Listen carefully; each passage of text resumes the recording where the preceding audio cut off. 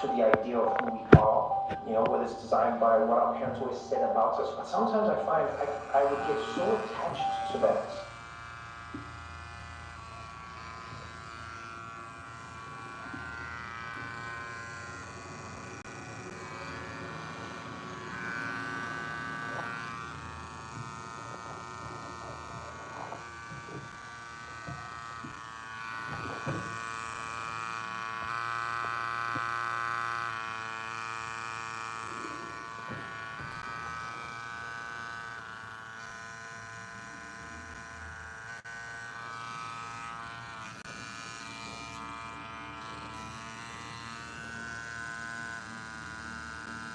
But then I'll be afraid to let go because I don't want to lose me. I don't want to lose me. I'm me. I know me. If I want to lose me, do I screw up me? Best-selling author and host. The #1 health and wellness podcast. Purpose with Jay Shetty. Hey everyone, welcome back to On Purpose, the #1 health podcast in the world. Thanks to each and every one of you that come back every week to listen, learn, and grow. And you know that one of my favorite ways to learn is by learning people's stories, by diving into their hearts, their minds, their souls, willing to share that, and trying to understand what we can learn, what we can hear, what we don't understand. Maybe there's a part of their journey that we didn't know enough about. And I found stories become a huge compass for me in my life, and that's why I try and share those with you here. And today's guest is someone that I actually wanted to talk to for a long, long time. I would say I've probably trying to book this podcast for like 2 years in the making. So I'm very, very excited this evening. And just so you know, he's had a crazy busy day. It is officially 7:45 p.m. on a Monday night when we're recording this in New York City. I'm talking about the one and only, somebody needs no introduction, Trevor. Trevor, thank you so much for being here. Thank you very much. I'm very grateful to have you in the seat finally. It's good, man. I'm grateful to be talking to you in person. Most of the time I see you watching a clip of yours online, so this is nice. No, I really appreciate this. And my interview with you that we did when I was out talking about calm was my favorite interview from that whole experience, because I felt that the questions you asked me were the most reflective. They were pushing me, they were challenging me in a healthy way. And I was just like, oh, well, I want to sit down more and have more of a conversation with you. So anyway, but I want to start with you, but your book, Born a Crime, is a brilliant, brilliant book. And I don't want to go through the whole book. I'd love for people to read it if they haven't. But I guess what I'm fascinated by is human experiences when we were children or early on in our lives that shaped us today. And I know you've reflected on that a lot, but now when you reflect on it today, what are some of the examples of human experiences that you had that even shaped who you are today? What was one of the earliest memories you made? My mom is a Bible scholar, and she reads the Bible every day. Not all of it, but she moves through it every single day. What I found fascinating is that she's been reading the same book for decades now, and every day she'll send me an email or a message about scripture and how it pertains to her life as she sees it now, in this moment, how it has been and how she thinks it will be. And what I found particularly fascinating about that is the fact that it's the same book, and yet it keeps meaning so many different things to her. Same story, but it keeps meaning so many different things. And I sometimes think about my life in that way, is depending on where I am, depending on the moment, depending on where I've been and where I'm going, the same experience reveals a different part of me. The same experience reveals why I am who I am, or why I'm doing what I'm doing, or why I even have an idea of who I am and why I am. And so, recently maybe, since you're asking me what is one of these things, or something, I think back to how not having shaped how I see the world, shaped how I move in the world.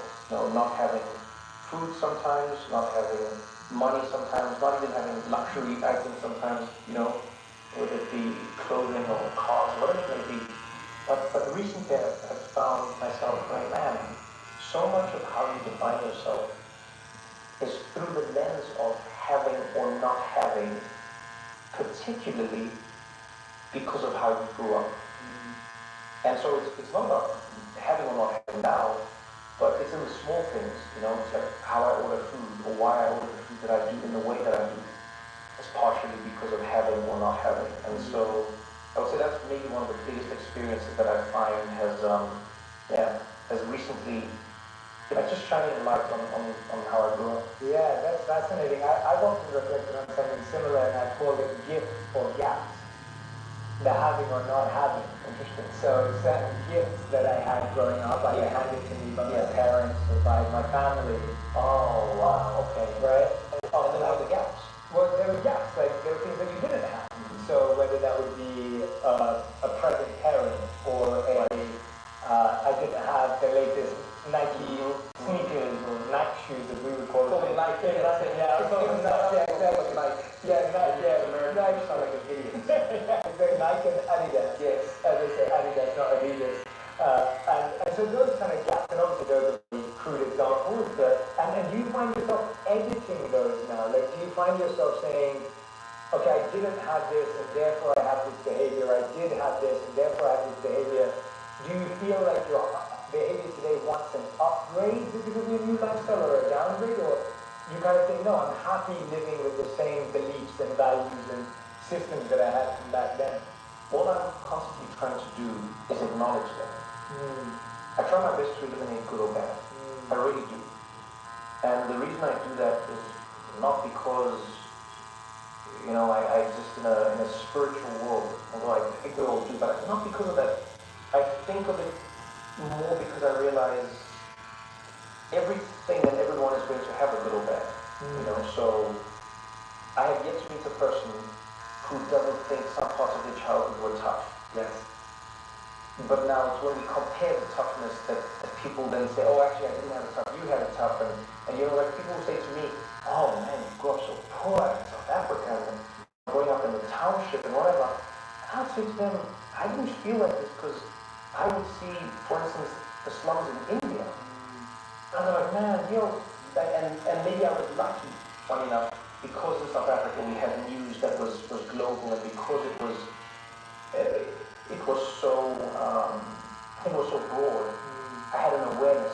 So I didn't think what I was living through was the worst possible thing. Yeah. But now relative to how many other people live, they put me down at the bottom of the list. Yes. And so I often don't think it is good or bad. I just try and go, oh, that happened, that didn't happen. Because of that, I adapted accordingly. So there's a lot of rainfall. So then this plant will start growing in that way. There isn't as much rainfall, the plant will grow another way. Is it good or is it bad? That's oftentimes something that's subjective because of who runs the world or who tells us how the world should be or isn't, or you get what I'm saying? Yeah, no, and I love that you simplified it as awareness, because that awareness or acknowledgement of keeping it that way is often quite sacred to be able to say, no, I'm just observing, just see it. And it's hard. And you reminded me, I was 9 years old when I first visited India. I was born and raised in London, but my mom, I was actually born and raised in Yemen, and my father was born and raised in India. Well, my parents didn't. What part of India? My father was from Mangalore, which is like southern India. My mother is from Gujarat, which is northern India. But she was born and raised in Yemen, so she moved to London when she was 16. But when I went to India for the first time when I was 9 years old, I remember we were in a car, and we were not well off, so we weren't staying in a fancy hotel or whatever, but we had enough money to visit it, which is significant for the airline. And I was in this car to start this, and I remember like stopping at a traffic light and just looking out, and I saw these slums, and I mean, I'd never seen something like that in London. And I saw these little legs poking out of like the barrel of a trash can. And I was just, and the legs looked little, like of someone my age, like around, and then slowly I saw the whole body come out, and it was this girl, and she didn't have any hands, and she'd just been like trying to scrape the body. And I remember being 9 years old, and she was probably like maybe the same age, maybe a little less, like. And I remember just looking at her and feeling like totally helpless because I was in a car on the other side of the highway. And I can't go and help her, I want to, but I also don't know what help means as a 9-year-old. And it was one of those experiences that, and then I went back, I remember to my hotel, and I remember hearing like someone was arguing about not enough menu options in the buffet. Cool. And it was just, it was like, as a night, it was like connecting the dots, as you're saying, of like, you know, when you see your experience and then you see someone else's experience. Have you found that what you did go through, that you ever needed to process it or heal it, or because you had that perspective since day one, that you never needed that it was just like, no, this is my experience and I'm used to it, or were there moments of where you had to revisit and... I work on healing every day, you know? I grew up in a world where we almost didn't have the time nor the resources to heal. And I think for a long time, I was very comfortable in accepting that as just being my role. Well, that happened. You know, I shrug it off and you keep on moving. Yeah, you shrug it off. That happened to you, you know, domestic abuse, okay, poverty, whatever it may be, violence in the community or at home, whatever. Yeah, that happens. You keep moving. You shrug it off because it is happening. And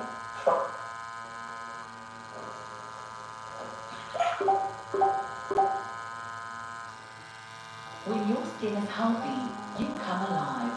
Sanix shower gels are developed with dermatologists to keep skin deeply moisturized, nourished, and hydrated for 12 hours.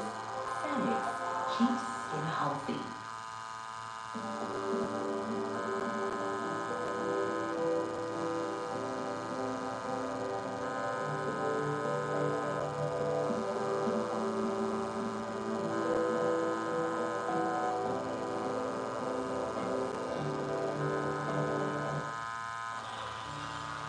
QuickBooks gives me the superpower to alternate my invoices, track expenses, and get fast, so I can get back to what I love. Get more done in less time with QuickBooks Online. funny enough, you can grow up, and I knew I grew up in a world where I created this narrative in my head that it was not bad because it was happening to everyone. Wow. And so now, most of my life, you know, is spent acknowledging that it was bad, and then spending a lot of time acknowledging how the bad created coping mechanisms or tools that I then use in my life every single day, and how I can accept those parts of myself whilst also not glorifying the things that happened. Just sometimes I fight with a lot of people when they do this. I fight with all my friends, by the way. Friends who not home. Anyone. I fight with friends I fight with anyone, Jay.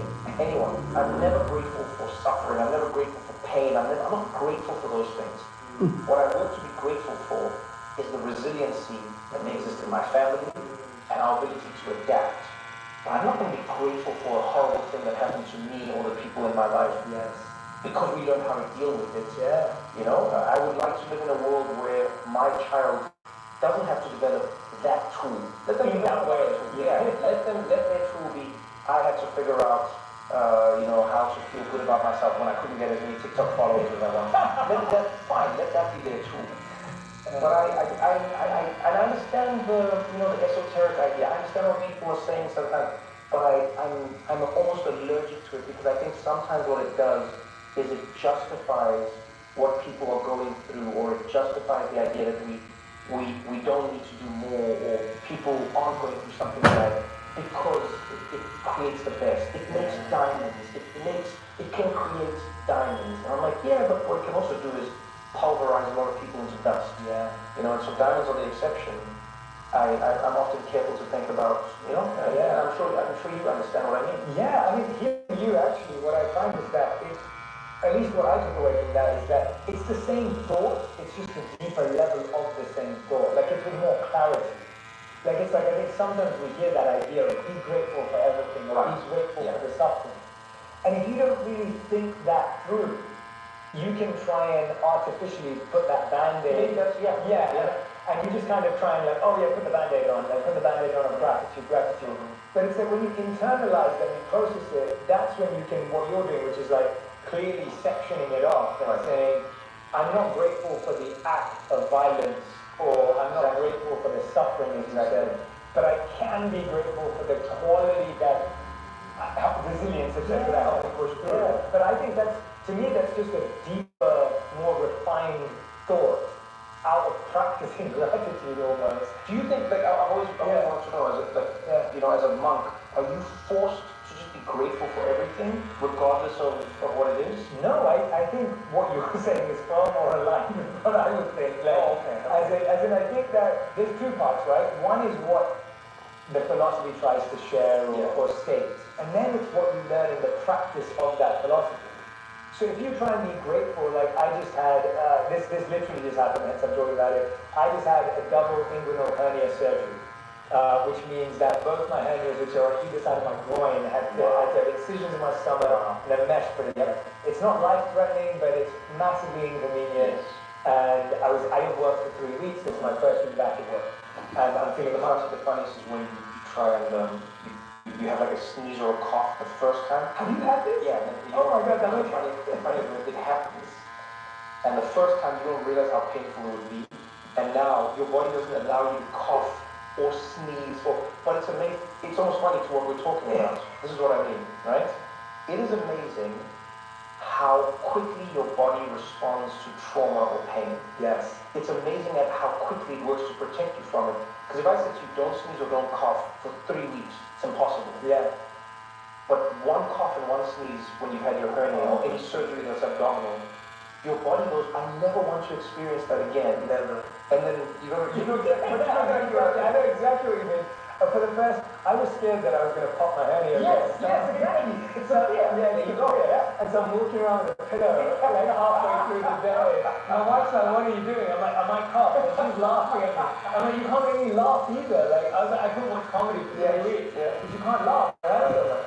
But the reason I brought that up was like, am I grateful I got a hernia? No, why would I be grateful that I've been working out, I eat healthy, I'm a mindful individual, but I ended up with this from whatever, working out everything. I'm not grateful for the hernia, but I'm grateful for the journey I chose to take during the experience that has helped me have new appreciation. And so I think the point of, at least, going to what you suggested, like how would a monk think about gratitude, I don't think any quality or value was embodied by force or by prescription without reflection. Okay. If that makes sense. Yeah, that does make sense. Anything without reflection is practically not the right way. Right. Yeah. No, I really do fight with a lot of people about this. Obviously when I say fight, that's how we usually in South Africa. Funny enough, in India as well, I'm sure you know this. Yeah. When I was in India, I went recently, and what I loved is how people argue about everything. And like one of the guys who was there is a friend of mine now, and we're arguing back and forth, and then like his friend steps in and he's like, Trevor, I'm so sorry, Trevor. Please, I apologize, he's not fighting with me, this is how we do it in India. And I'm like, I get it. I want to live in this country. Yeah. Let's get into it. But this is what I argue with people about sometimes, where I say, I don't have to be grateful for it. Yes. Because I often say, and maybe I'm wrong here, it's how I see it. I have found for myself, and maybe for others at times, we are so attached to the idea of who we are, the story that we've told ourselves, the story that we continue to tell ourselves, who we are, who we wish to be, who we should be. Whether it's defined by what our parents always said about us. You're such a quiet child. You're such a lovely person. You're so kind. You're so polite. And you go, that I am. I should be then. Whatever it may be. But sometimes I find I would get so attached to that that then I would be afraid to let go of the things that may be holding me back because I don't want to lose me. Because who is me if I don't have the pain? Who is me if I don't have the trauma? Who is me if I don't have the mistrust? I don't want to lose me. I'm me, I know me. But if I'm not me, I love me. And if I want to lose me, do I still love me?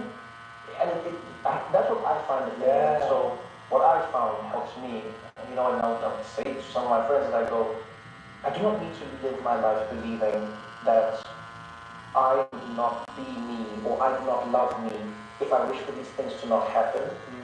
But I rather go, I would have learned something else. So I learned a different part of my body. I learned how to work through pain. I learned how to move differently. Fine. I'm grateful that I can learn. I'm grateful that I can recover. I'm grateful that maybe I didn't learn how to rest a little bit. Take some time. Slow down. Slow down, Jay. But I also sit with it and go, But if I didn't have that learning, if I didn't have that as a child, I would have had the opportunity to learn something else. Yeah. So maybe my tool wouldn't have been used on this, it would have been used on something else. And that doesn't diminish me or who I think I am. It just allows me to almost exist infinitely and go, well, then I can't try to whatever exists. You know, it's like skin. Thomas. We always use it in us. Oh, trader. Yeah, I mean, cells in our bodies are changing all the time, right? Yeah, I'm always trying that, and it's scary. That's, it's scary because I think humans look for certainty as safety and security and stability. But I was going to ask you that, like,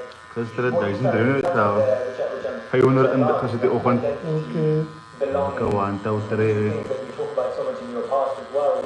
Pause ik nog weer volgende 500. But we're open to identity. Maar je gaat weer in de grenzen. Do you still feel attached to a sense of home? Like, what is home? Esse é o país Oeh, geduldig, brother. Die país hier. For me, the true definition of the word home is familiar of the family. It's a One day, teaching an oral health care class, I saw a little boy who kept covering his mouth. He had lost some of his teeth. Now, as a hygienist, a child's smile means everything to me. Every child has a right to smile.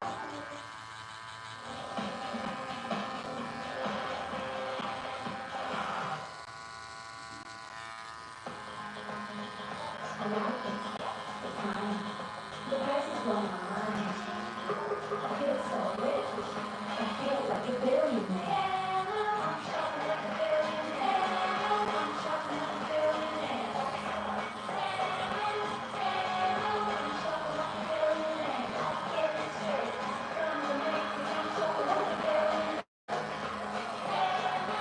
Download the Tommy app and shop like a billionaire.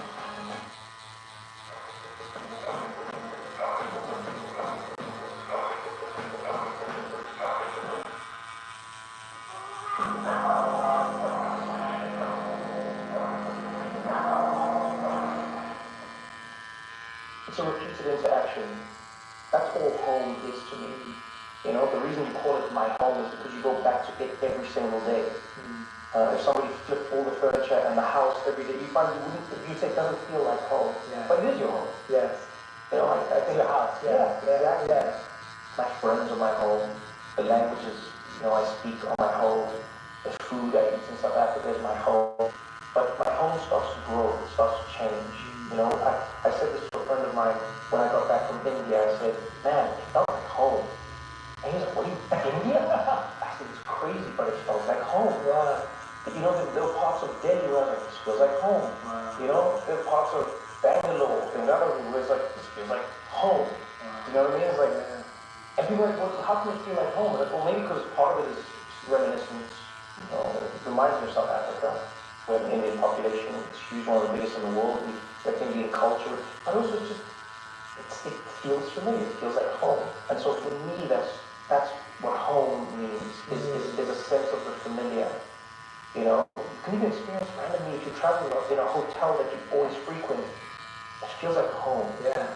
So that's what home means for me. Yeah. It's just that, And you feel that in your too, when you're here. Yeah. You find that you have that because of that. Yeah. You feel like I always see you. It seems to me like you're always home. I don't know why. That's the nice thing for you, isn't it? Genuinely, it always seems like I never feel like you're uncomfortable. I never feel like you. But I don't know if that's just what you put out. No, I was going to define it now. It's contextually sharing now, but my definition of home has always been where I feel I'm living my purpose. So that's always been my purpose. And I genuinely feel like that, where I can wake up and be in another city or another country or another seat. And as long as this is I feel I'm doing my purpose tonight with you, and that's why I'm here.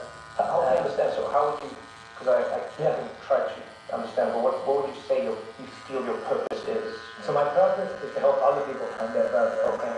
And to me, my purpose is to be a vessel of being able to expose people to a number of different ideas, insights, paths, stories, walks of life, so that they can find theirs. I don't think everyone's purpose looks like mine. Right. I don't think everyone's path looks like mine.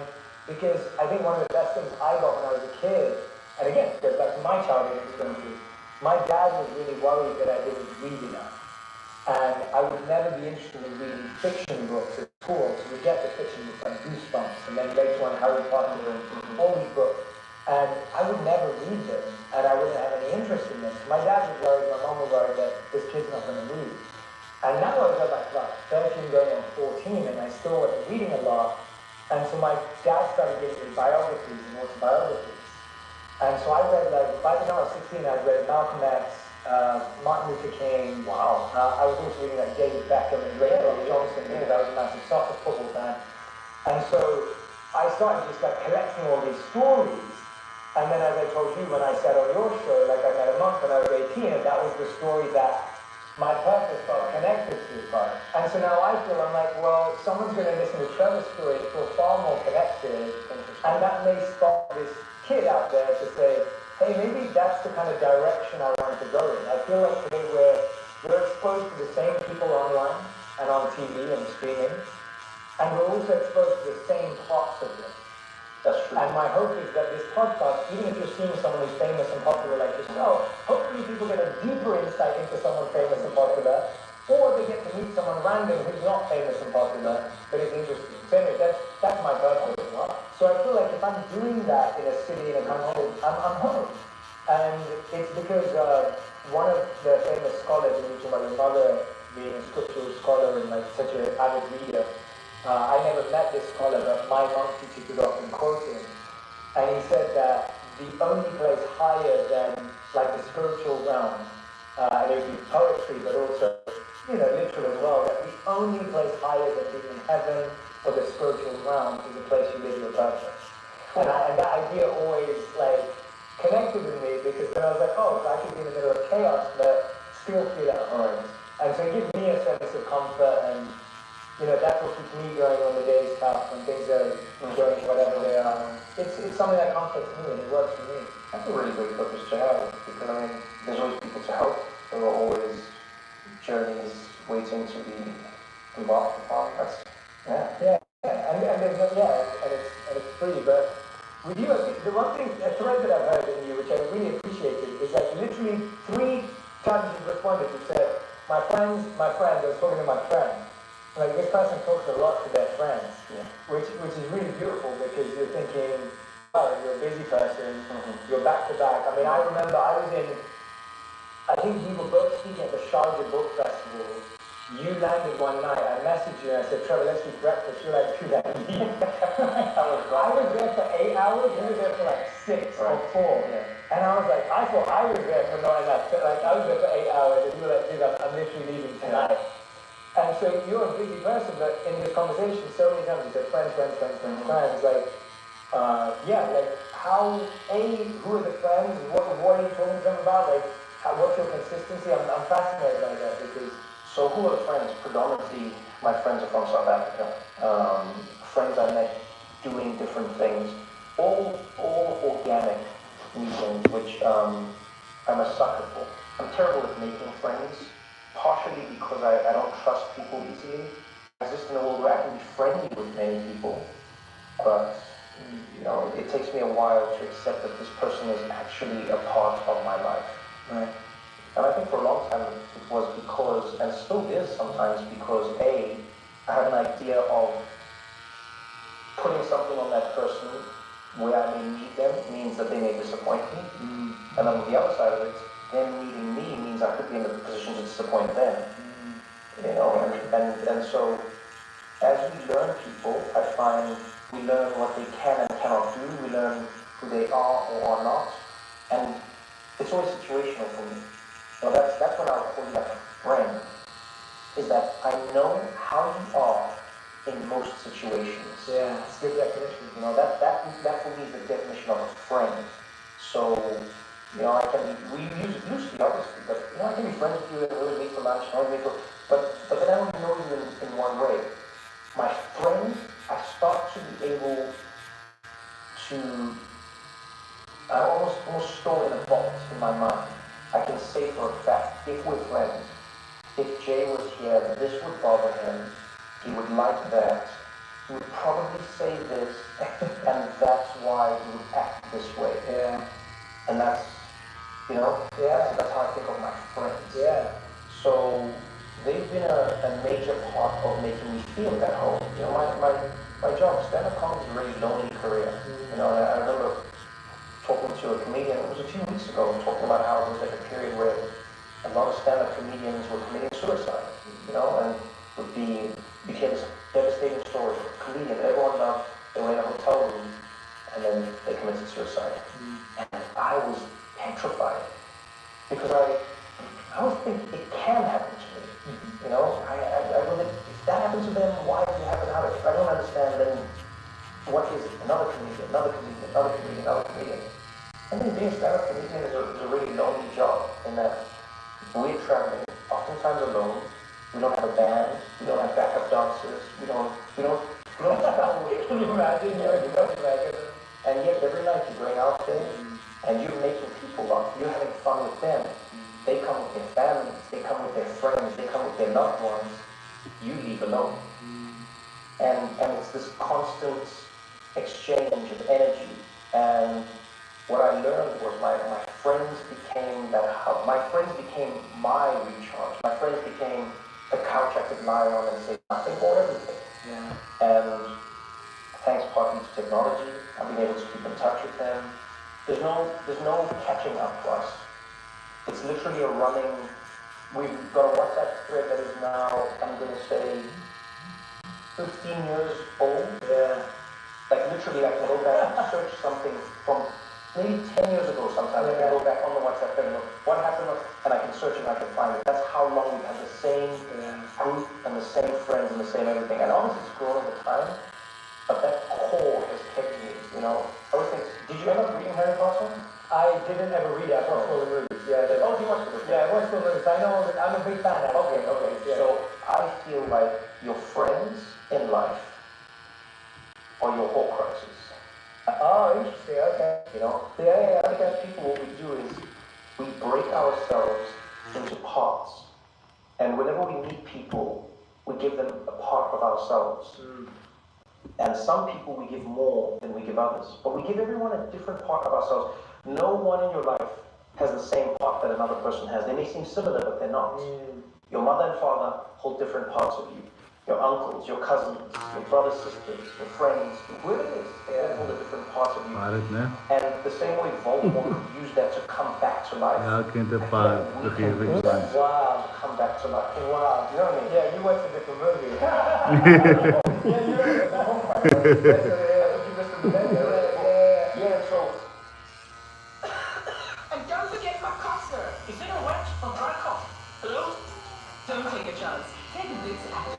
Unlike other cough syrups, its dual action formula relieves both wet and dry cough. Vicks Active Plus.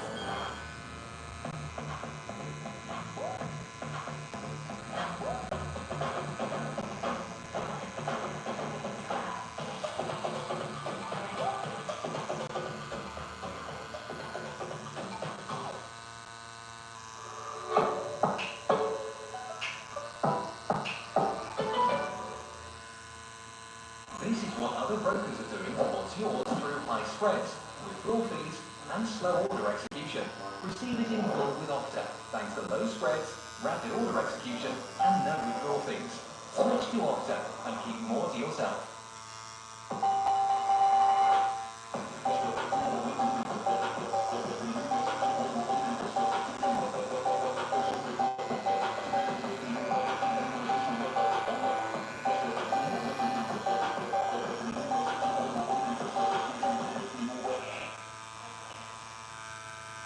I always think that man, sometimes I can be at my worst. Sometimes I can be lost.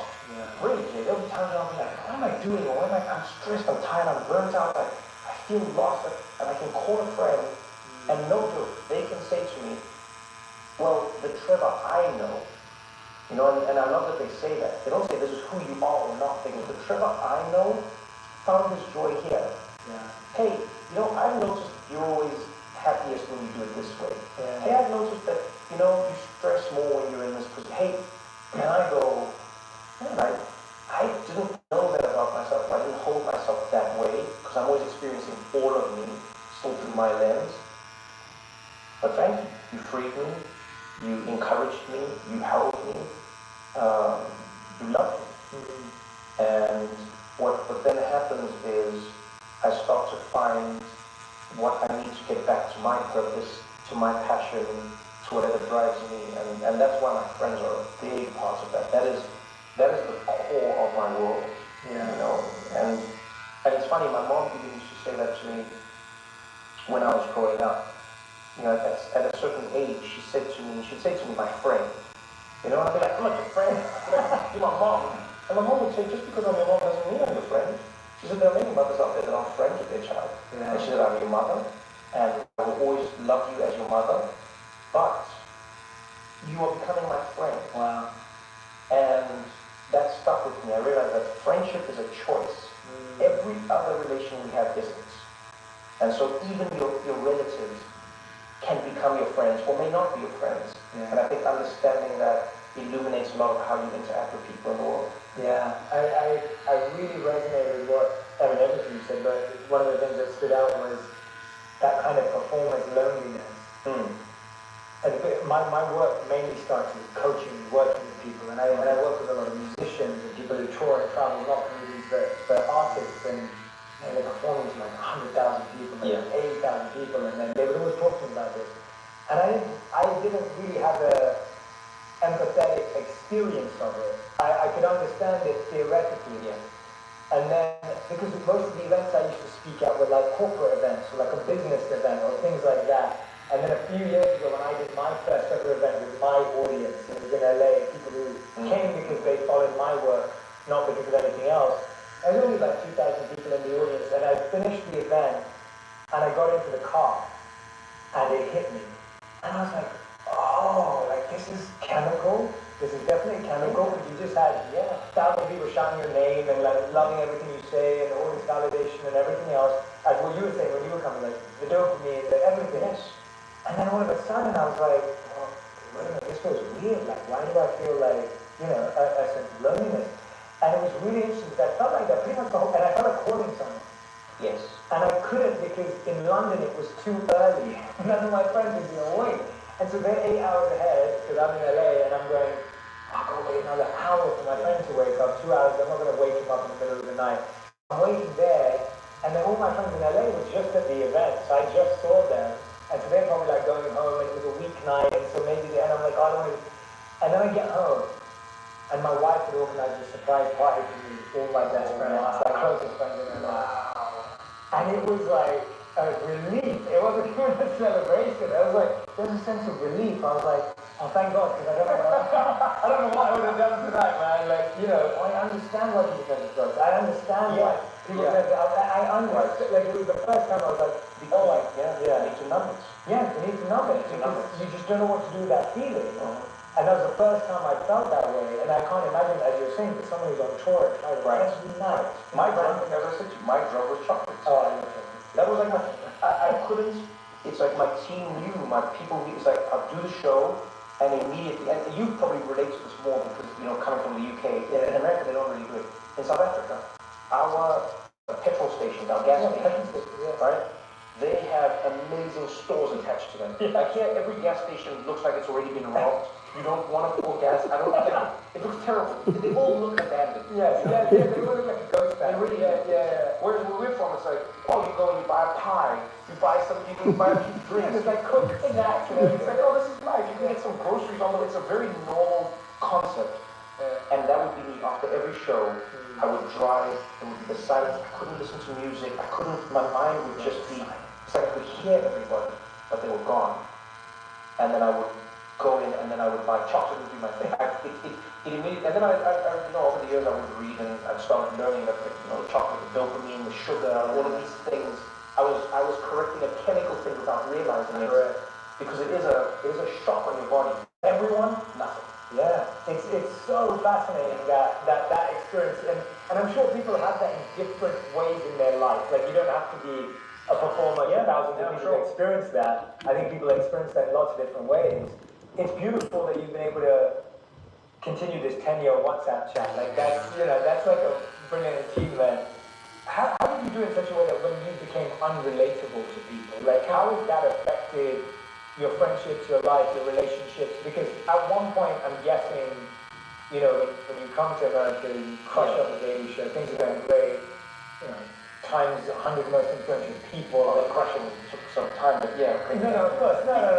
No, I mean, it gives it actually goes into your question. Yeah, go ahead, yeah. And I just think that there's an interesting thing about being so grounded in, like, I'm enjoying this conversation. It's fun, we're like, just having a real conversation, but at the same time, to a lot of people externally, you can start becoming more unrelatable. So what's interesting is the reason I put it in, the reason I say the crushing wasn't instant. Yeah. When you're on a journey, people oftentimes will remember the beginning of the journey, and they will define the journey by the way it currently is or how it ended. You know, you lived a good life because of how your life ended. If somebody is, you know, really poor for 80 years, and they win the lottery at 80 and they buy their family stuff and they have a good, people are like, man, what's up, buddy? You had a good life. Yeah. It's like, wow. Did they though? It's more like, oh, we remember that ending is what we often remember. And to your point of relatable, my journey was really interesting, particularly in America, because for many months, maybe even a year and a bit, I was hated, you know, by many people. Don't get me wrong, many people loved me, but it was such a visceral, understandable visceral response to me as a concept. Who are you? How dare you? You want to show whatever, you know, and you're trying to establish, imagine trying to meet people for the first time, but they have an idea of you and they've already decided what the idea is.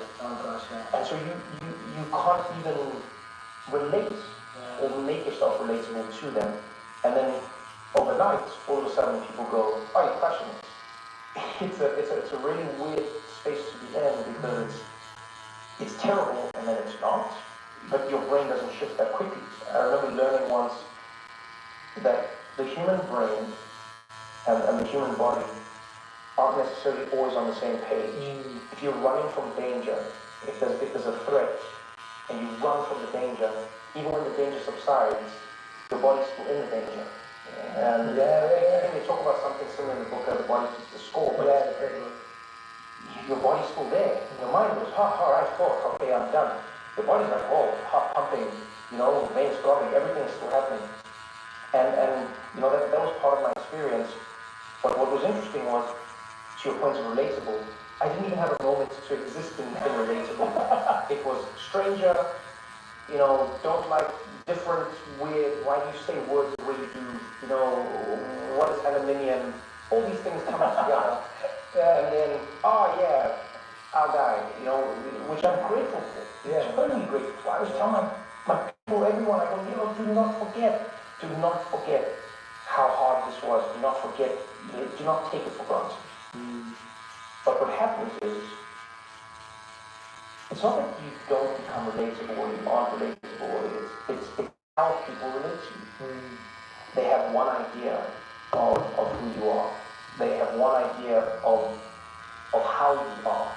And it's understandable because of how they interact with you. You know, I have two younger brothers, both, in my opinion, far wiser than I'll ever be. I always you know, cuss them out and say, you guys cheated because you like took what I did and then you just like you leapfrogged me. Yeah. You know? And my youngest brother said one of the most beautiful things one day. We were trying to have dinner as a family and taking a quiet moment. You know, someone came over to the table and like, hey, can I get a selfie? And this is happening at the dinner and you know, and someone who was with us said, oh man, that must be annoying. And I was like, well, I get it. And I said, I just don't understand the familiarity and I don't understand it truly. And my brother said one of the most interesting things. He said, no, what you're not understanding is a disconnect in your relationship, in the relatability. He said, you've met them and they've talked to you and you've had a conversation with them, and so they've built up a relationship with you, but they don't understand that you haven't been building up the same relationship with them. And so he said they're reacting to you as naturally as they would had you been conversating. Wow, yeah. And so he said, if anything, they're acting Is amper soos 'n you're acting weird. ons kan tref nou onderso aanhou kyk. Maar hy ken nie ons. And just through that lens, he helped me misrelating. Yes. And that's sometimes what happens to us, I think, as people is we're misrelating. Yes. We have an idea of the thing that isn't incorrect from our point of view, Yes. but it's incorrect from the other person's point of view. And so that's what creates the conflict. Wow, That's what creates the disconnect. And that's what creates the loneliness. That's what creates the isolation. That's what creates the, it creates an environment that doesn't lend itself to familiarity, to trust, to relaxation. I think that's where it becomes even more important to find your grounding, to find your space, to find your... Like my friends know me in the group, I'm notorious as the vacation guy. I'm the holiday guy. Rare. I'm like, where are we going? What are we doing? We're making this happen. I shoot out the list and everything because I don't live back home. Yes. They all do. So I've learned they can take for granted the fact that we'll see each other, and they might be like, oh, did we plan anything for December? Oh, we didn't. Oh, well, we'll do that. No, I can't take that for granted. Yes. And so they know. I go every year, I'm like, God, what are we doing? And what are we doing here? 3 times a year, we have to be in the same place. That's amazing. And it doesn't mean we're going somewhere fancy. No, we might just find a place, a house, and we sit together, and that's what it's going to be. But I make it happen because of that relatability, because that is where I can exist, they can exist. I can exist, they can exist. Because sometimes, what's funny is it can go the other way for me. Sometimes I will completely be myself with people, and they don't know what to do with it. They only have one idea of me. So they'll meet me and Trevor, hey, how are you? Hey, buddy, hey, what? If I say something back and they're like, hey, wait, what was that? I'm like, oh, this is all of me. Yeah. They don't have a reference point. And I get that. And so it's really interesting when you exist in a one-dimensional space in terms of, I guess it would be unidirectional. It's like, just going that one direction as opposed to coming back and going, Yeah, that's such a great answer. I'm one of those people that, like, generally if I get enough time to meet someone, or if I know someone's going to be in my life for an extended period of time, i.e. I hire a new person on my team or something like that, I try and show them all of me very quickly. I'm not one of those people that are like, okay, I'm gonna be as jokey as I usually am, I'm gonna expose you to how I talk to my wife, and I do that I definitely do it as a conscious, it's not like it happens, it's a conscious attempt at trying to figure out whether this person actually wants to be around in my life. Because I'd rather quickly figure out whether I feel chemistry with someone, as opposed to wait to reveal my full self, but then to then let them down, and then they're like, oh, George, I didn't know you were like this. And so I usually warn people, like, hey, I make a lot more jokes in person than I do on Instagram, so if I'm like, and I banter a lot because of Britain, so me and my wife will banter a lot, so most people think me and my wife are going to get divorced every day, because like, when we talk to each other, we were both from England, I want people to be exposed to that, not because I want them to appreciate or like it, I just want to know quickly whether you vibe with me. Okay, but aren't you ever concerned going the other way? Because you may go, this is me, this is all of me. Now, depending on your position in life, the person may be a certain way to you based on that, because they feel they can't, and then they reveal themselves. Then what do you do? But they reveal themselves in a positive or like a Challenging way. In a challenging way, then, well, that's what I'm saying, that it's people that I think are going to be in my life for a longer period of time, and then if it's a team member where if we don't get along, then we can both move on and go our separate ways. I wouldn't do it with someone that I'm not getting enough quality time. How does a monk fire someone? How does a monk fire? Well, I'm not a monk anymore. I'd love to know how does a monk fire, like you said. Oh, God, it is, you know what, the thing about it is so uncomfortable. Oh, it is? It is so okay. I thought maybe as a monk it was like super chill, and you just come in and go. In life, everything is happening to you. Everything that seems bad could be good. And so, do not think of this as me letting you go, but rather think of this as me setting you free. Yeah. I don't really need something more. That would be brilliant. But it is a compliment. Oh, it's so, as in, I've also been let go, so I know what it feels like. Like, I've been in a position where I think I've been let go poorly, where it hasn't been handled well, and I'm very clear on how, like, having one skill set doesn't just naturally apply to everyone. Being a monk doesn't make me good at recruiting people or letting go of people. Those are not transferable skills. There's certain elements of compassion and empathy, but it doesn't make you good at the art that doesn't cover everything. And it doesn't, right? Like I think to give you a very practical example, I felt for a long time that people needed love. Like I thought for a long time that I believed that if you love people, then they'll be happy and they'll feel good about stuff. And I used to believe that, and after trying to express love to people, even in the way they wanted, so not even unconsciously, that I was trying to figure out how does this person receive love, okay, let me give them love in the way they want to receive love. I realized that so many people were not even operating on that level yet, that all they needed was safety. Yeah. Like they just needed a base level of safety. They couldn't even accept or receive love. Because that was such a lofty, deep idea. It's like they didn't understand how someone who doesn't know them very well could express deep love for them because they've never experienced that before. How do you find the correct safety to convey? And what I mean by that is we all have a different idea of what safety means. Mm-hmm. You know, going back to your idea, you know, you were saying stability and instability earlier in the conversation. One of the wildest discoveries I made in therapy was when I was speaking to my therapist and I realized I'm particularly comfortable in chaos. That's where I'm most comfortable. You know, if you're in an airport and, you know, flights are being cancelled and, you know, everything's being delayed, you want me rolling through. Like that is a problem I solve. I find a beautiful hum of peace that comes over me when there is chaos. Traffic, everything, cars, that's where I'm comfortable. And yet the flip houses is true. Is that when there's calm, now I'm in chaos. Oh, wow. You know, and so I learned that I felt safest where most people didn't. Yes. And I felt the least safe where most people would. Yeah. You know, and I learned a lot of that came because growing up in a home where there was domestic abuse, you know, the silence meant you didn't know. Anything could happen at any moment. What's going on? What's happening? You don't know. But when something is happening, all you have to do is deal with it. Yeah. Wow. I mean, that.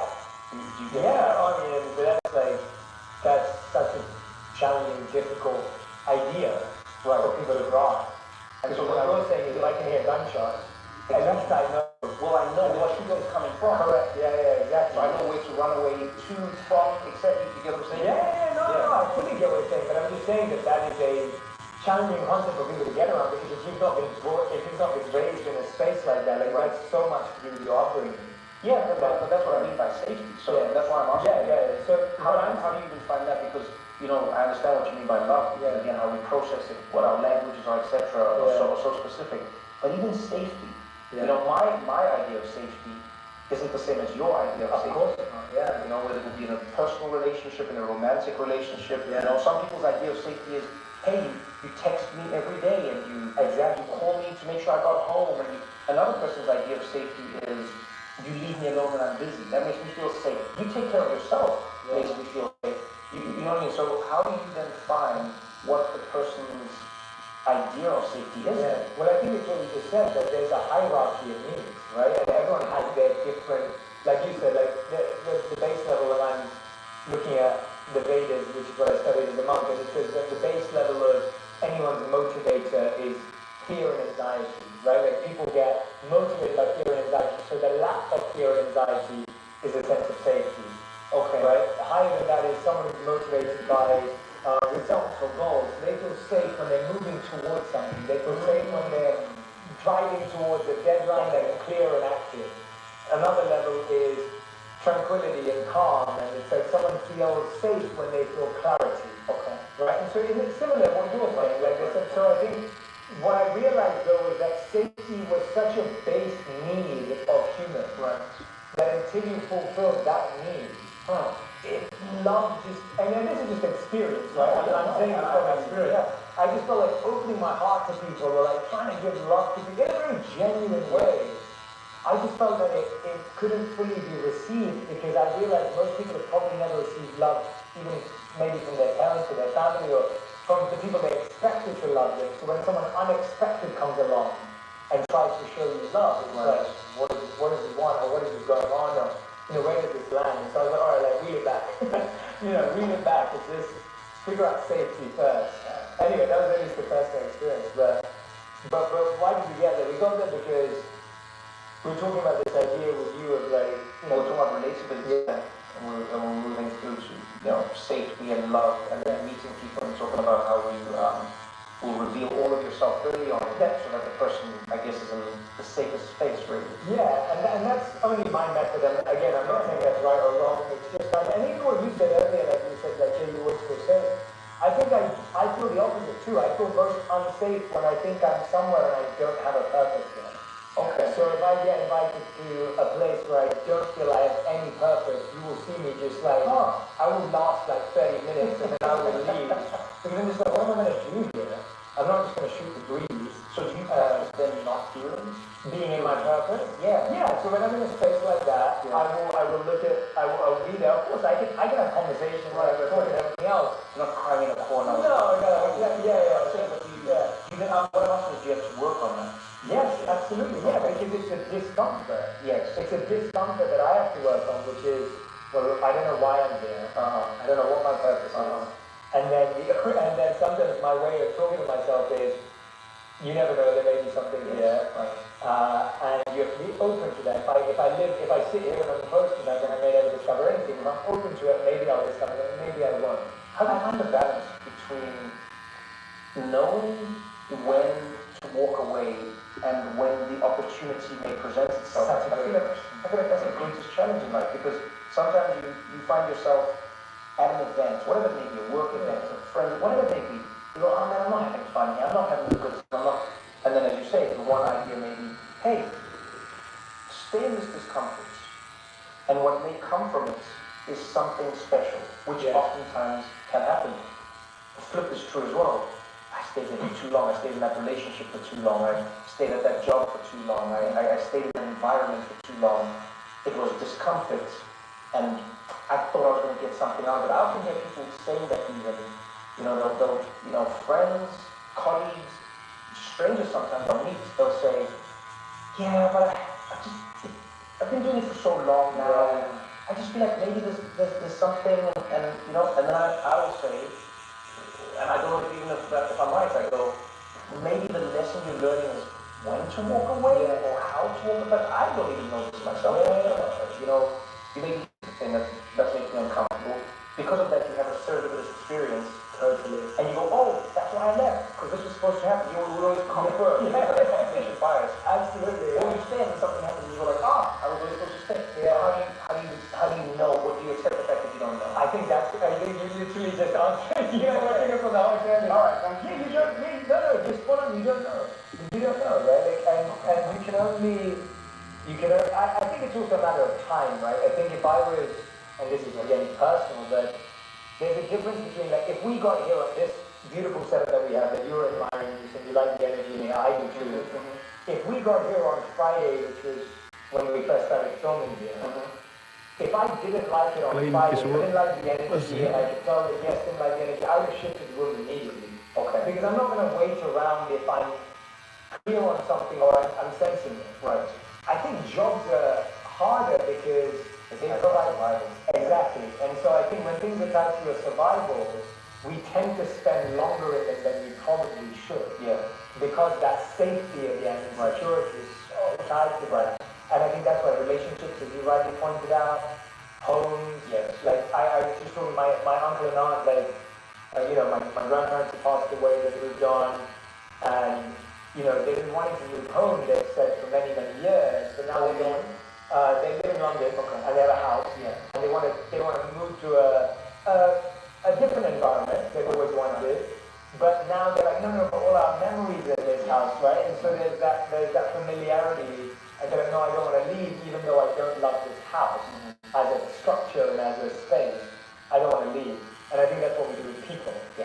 But I guess that's the question for you, that you've obviously had to find home again and again. You've continued to find it in yourself. Like, how have you let go of previous identities and personalities? And are you, because that's where we started, like, I think I've had to do that a lot of times. Like, even when you said monk, and I always say, no, not anymore. And the reason I say that is because I had to let go of so many parts of that identity that don't serve me anymore. There are lots of parts of that identity that serve me massively.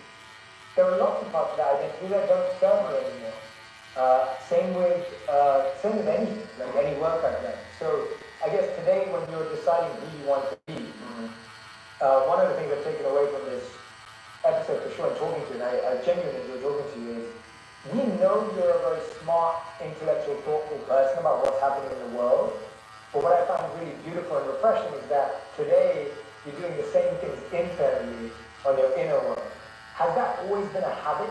You even said it today when you walked in, before we even started recording, you were like, Chairman, I've been on all day, I need to just reflect and decompress and think about stuff. Has that always been a habit? Is there a method you use? Is there an approach? Or is it just something you naturally just go into that inner world?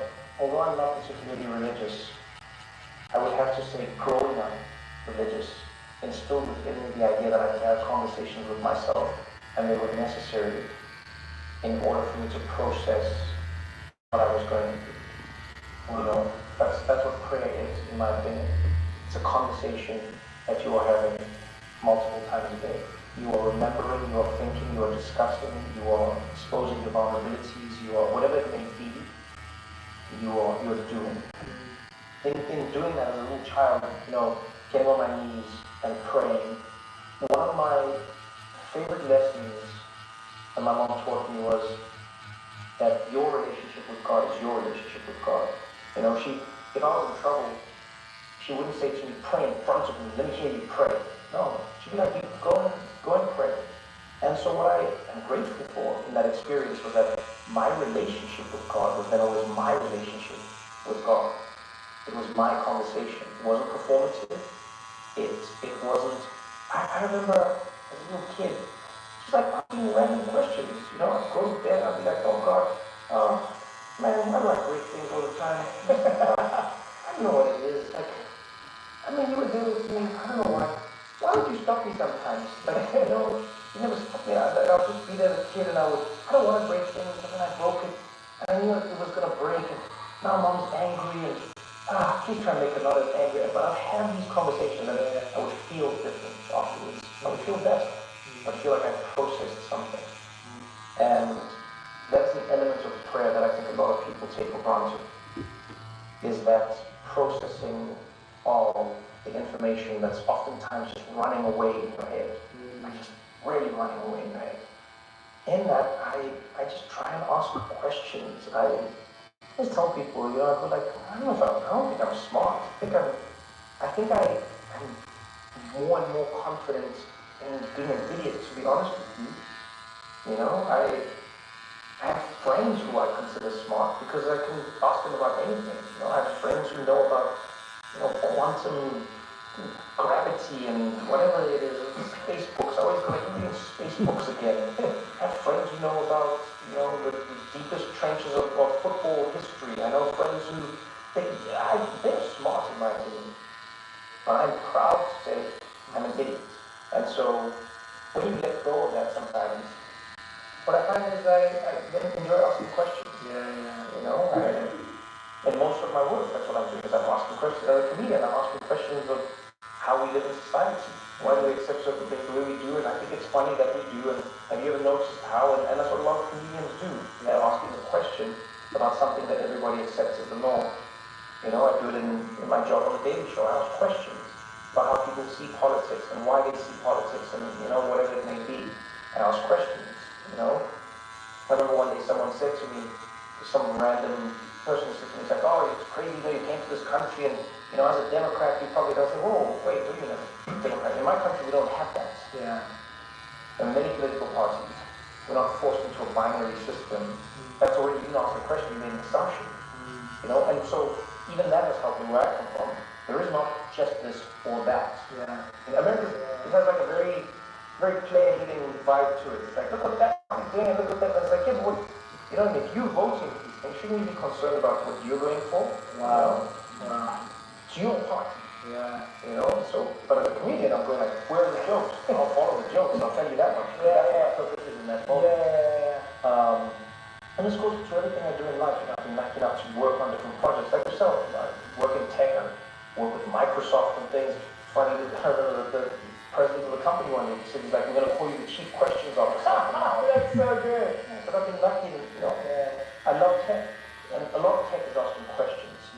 A lot of what I do in life is enjoying asking questions and becoming less afraid of how stupid you may seem or feel asking the question. Yeah. That's oftentimes what I see with kids.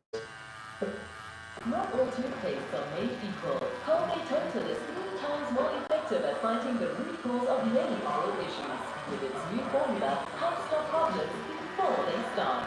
New Colgate Total Active Prevention.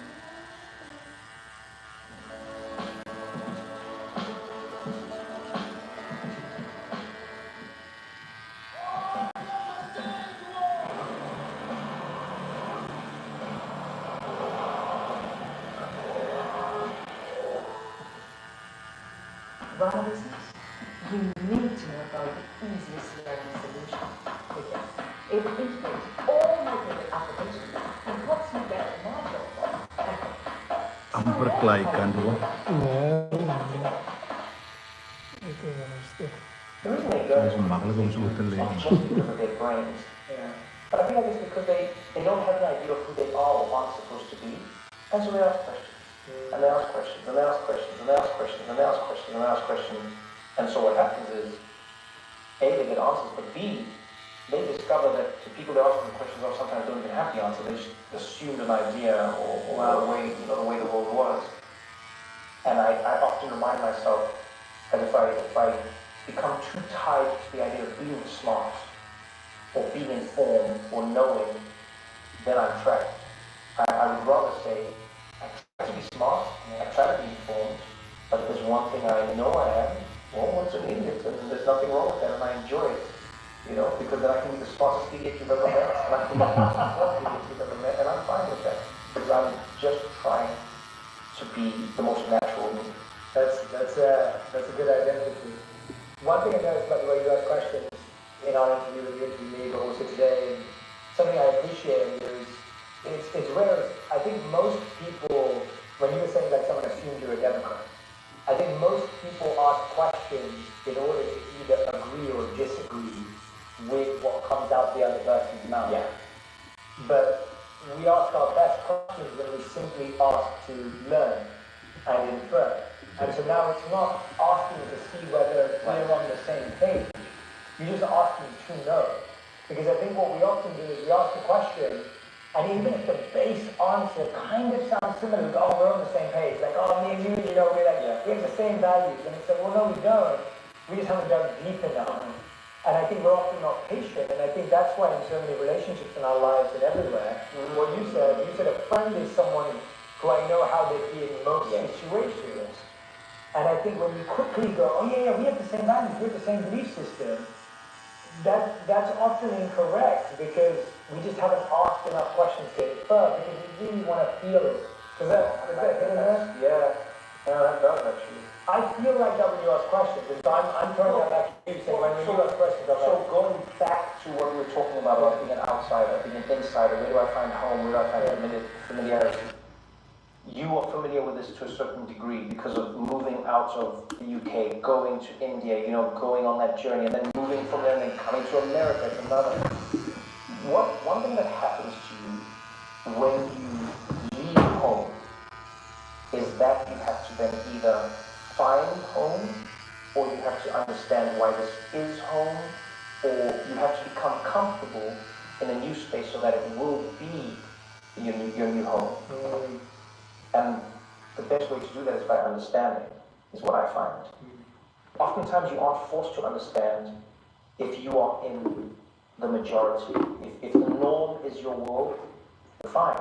yeah, If everyone has your accent, well then you don't need to understand another accent. yes, If everybody is your skin color, you don't need to understand another skin color. Everybody's your culture. If everybody's your language, if everybody's your, socioeconomic class, whatever it may be, then you don't need to understand.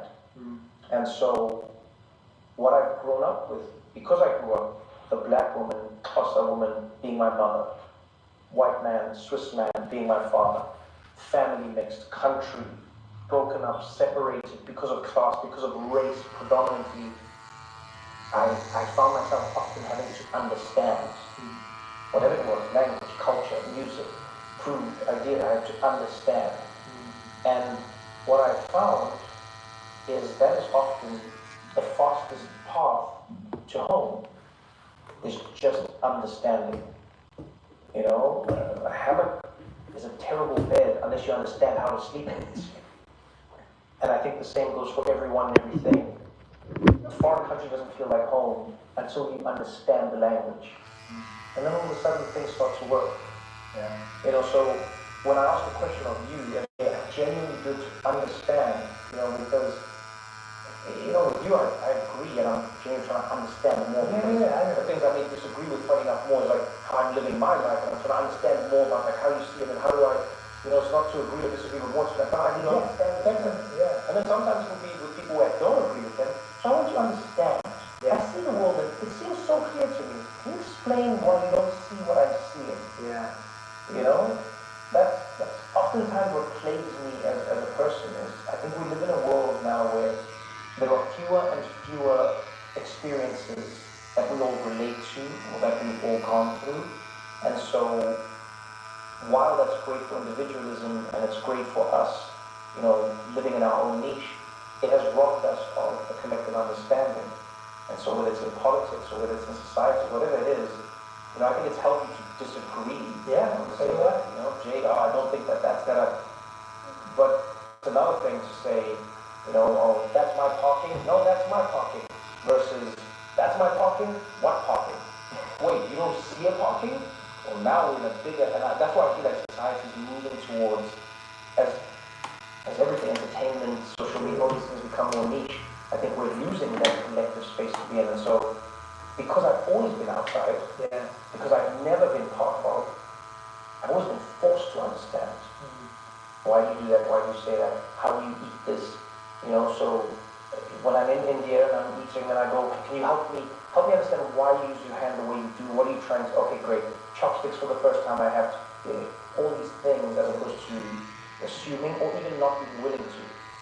And so maybe that's why I ask the question the way I do, is because I just don't understand why you see the world the way you do.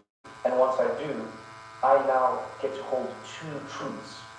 I get to see how you see the world, I get to know how I see the world, and I may augment my way of seeing it, or I'll be able to help you understand why I see it the way I do, because I now understand yours. I don't think I can do that if I don't ask. Absolutely. You know? That's exactly what I'm trying to say, is that when I'm saying learn, that's what I mean understand. Like, you're asking to learn, you're asking to understand. There's not an asking to say, yes, we're the same, or no, we're not the same. And I read somewhere when I was looking at this interview about how you were saying, like, because you've never felt of something, you've always felt outside, you've always been able to see the full picture. And I was literally just saying this today, that I grew up in a home where my parents rarely agreed on anything. And I was always the mediator. Interesting. And so I would sit and listen to my mom, and I would understand how she felt. And then I would sit and listen to my dad, and I always had an equal level of love and respect for them, for their individual relationship, even though collectively they didn't have it together. And I found that when I read that about you, I was wanting to ask you about it, because I was like, that's where I feel happier learning about people and trying to understand people, because I could see both my mom and dad were right in so many ways. Like, I would sit with my mom and be like, how does dad not see that? Right. And I would sit with dad and be like, how did mom not see that? Like, how are we missing this part of the picture? And I felt miserably at trying to help the situation. But I think that's partly why I do what I do today, because so much of me was exposed to different opinions. So when I read that about you, I was like, I'd love to know, how did you deal with that feeling? Like, how did you deal with the idea? I know you're saying it flippantly in conversation, but like, how did you deal with the pressure and the idea that you failed to reconcile what was happening between the two of them? I think it took me years to accept that and to feel that way. Because I think when you're a kid, it's what you said, you just accept that this is normality. So when I was a kid, I didn't think, well, this is normal. Parents don't get along, I want to help my mom out, I'm a good son, I want to help my dad out, we're figuring it out. And I'd probably say I spent a good part, at least my adult life, so say maybe not even adult, maybe since I was 10, and maybe from 10 to 21, probably 11 years trying to fix that, and trying to think I could fix that, or that we could improve it. And while things got better, sorry, just to interrupt you, to your point, because you were trying to create the safety. As a child, I feel like there are a few things that make you feel less safe than your two parental figures. Sorry, but carry on. No, please. I'm just saying, going back to the safety that you're saying, you're trying to make your world. Because love didn't work. It didn't matter how many Valentine's Days there were, it didn't matter how many romantic gestures, it didn't matter saying I love you or a love letter, but it was safety, So I was trying that probably for a good 11 years, and then I think when I went up to the monastery, it was still there in my heart. And then I think while I was there, I was like, okay, I have to let go of this because it's not my responsibility, it's not my ability. I don't have the powers to fix this. And that's okay. And that if I'm able to let go of this, then not only will things improve there, I can help people who want to be helped as well. And I think that was a whole, like a 15-year journey to get to that. Because otherwise you hold it as your responsibility, this is my job almost. Yeah, I think that's what many of us have done, is we have been burdened with, and oftentimes subconsciously, a job or a role that our parents didn't realize they were burdening us with. Wow. Oftentimes I find it so interesting how the loudest parents who aren't good at reading the room will have the most shy child. Yes. And the parents who aren't good at being outgoing and they'll have kids who are running and screaming and greeting everybody and talking to them. Because there's this interesting thing that happens in nature where I feel like, let's see what you got.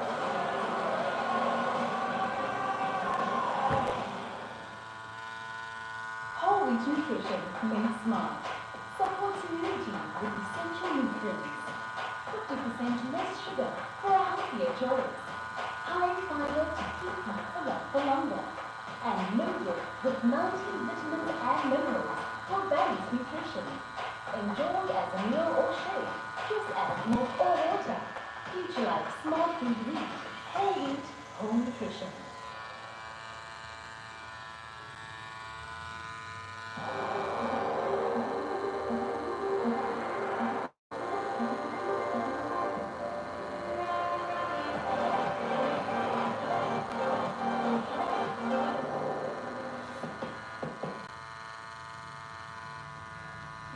The child tries to correct what the parent may be lacking. So true. And it's really fascinating that you say that, because what happens is over time, you get to an age where then you have to take off, that armor, take off that cape, take off that designation. Yes. And understand that now you've lived that, you've gained the tools from it, it's become a lot of who you are today. But you have to let it go. And that I find is terrifying, because the only thing scarier than accepting who we are is accepting that we don't know who we are going to be when we let go of the things that have made us who we are today. Yeah, and that's that not knowing, as simple as leaving a party early. It's that same feeling of discomfort of did I make the right choice? If I stayed here, would it have, if I kept that role, would it have, And I was talking to a client the other day, and she said something really interesting. She was saying, I just never grew up with an opinion. She goes, I've just never really had an opinion. And I've known her for some time, so it was a fairly, it was a progressed conversation. It wasn't the first time. And we were talking about that. She was saying, well, I've never really had an opinion on this or that. And so when people ask me what I want to do, or when my partner asks me what I want to do, I kind of go along with it. But now I'm starting to question, am I living my life or someone else's? And it was really interesting because we were really getting into it. And I started talking to her about her parents and family dynamic. And she said something really phenomenal to me. She said that my brother and my dad always used to argue. And I was the peacemaker. And she goes, when I felt pain, I never shared it because it would create more complexity. And so I accept that she came to the conclusion that the reason I don't have an opinion is because it disturbs the peace. And when I don't have an opinion, the peace is kept. And I was, Soalnya bro udah. we take the role of the designation of whatever. Sometimes the comedians take on the role of being a comedian. Semakin wanakan ini bro. And so I think these roles really, it's a really beautiful way that you said it, that we adopt this job and this role and this designation. I think we do. And I often think sometimes it is necessary. Of course. I think it may be evolutionary. Whatever it is, again, that's why I don't go to, it's bad, it's good. I go, it is. It just is. And in understanding it, I realize there's nothing wrong with it being, as long as you know when to let it go. You know, I often think of that about seatbelts. When I'm in a car or on a plane, sometimes I forget that I'm wearing a seatbelt. I love wearing my seatbelts, especially on a plane. I button it long before they tell me. I'm like, I don't know what it is. I love it. Back in the whole flight, even when you see it go up, it's still that. You know, they'll turn the seatbelt light on. Like, what do you mean on? The whole flight, I will be wearing the seatbelt. Thank you very much. And what will happen sometimes, I'm so comfortable together the whole time, when we land, we chill, I don't rush to get my bags, any of that. And then I'll stand, and the seatbelt will pull me. And it's always like, I laugh to myself, it always happens, because it's really down. And it's just, you know, as I jump, I was like, pulls me back down. I always giggle, and I unbuckle it. And I found myself thinking the one day, I was like, it's amazing how this device is brilliant. It saves your life. You know, in a car crash, you know, plane crash on a runway or whatever. I don't know how much it'll save you in a big one, but still, you know. But this thing it holds you. Wow. It's helping you stay intact. It's helping you stay in the place you need to be in. But if you don't know how to let it go when you need to, now you're trapped. Yeah. And so that's what I'm constantly trying to work on, which is so hard. Yeah. It's like, man, I go like, okay, all right, my safety belt, my seatbelt's all right.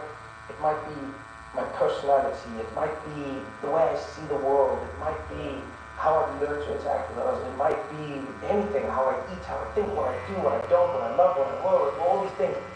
And I get that. And I always just try and ask myself, okay, all right, is this still your seatbelt? Or has it now become a trapping?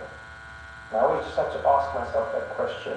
It's extremely difficult. I spend, you know, you just get round and round. Sometimes I do. You know, a lot of the time I'll be chill. Yeah. Sometimes, I don't think I can watch Harry Potter the same again. I don't think I can be on a plane the same again. Like, I love how you think. I think it's so refreshing to hear that. And the biggest thing I'm taking is just this ability to really question our lives, question things. I think that is the purpose of life is to start asking questions. And what I loved about at least the scriptures I study on the Eastern side, they're all Q&As. Like they're all question and answer. Really? None of them are like talking or lecturing or. These are the Vedas you're talking? The Vedas, yeah, they're all Q&As. And I think that was a big part of how we were trained to believe that all inquiry was the birth of wisdom. Like it had to be an inquiry, it had to be a conversation. It couldn't be a lecture or a seminar.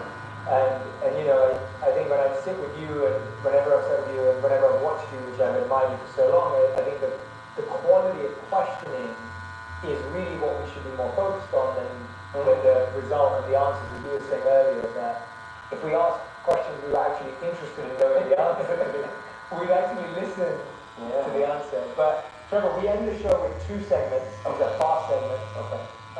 You've been more than generous with your time. So the first segment is called the many sides to us. Okay. And so these you have to answer in 1 word. Okay. And there's 5 questions. So are you ready? I'm ready. Okay. What is 1 word to describe what someone would say about you meeting you for the first time? Friendly. Okay, yeah. Friends and friendly. Friendly. Okay. Question number 2. What is 1 word to describe what someone would say about you that knows you extremely well? Consistent. Yes. Okay. Question number 3. What is 1 word you use to describe yourself? Material. Okay, alright, now I'm going to have to ask you to expand, right? I was not expecting that word. That is, tell me why that word. Like, you can now go off 1 word. I'm consistent in the fact that I'm also mercurial.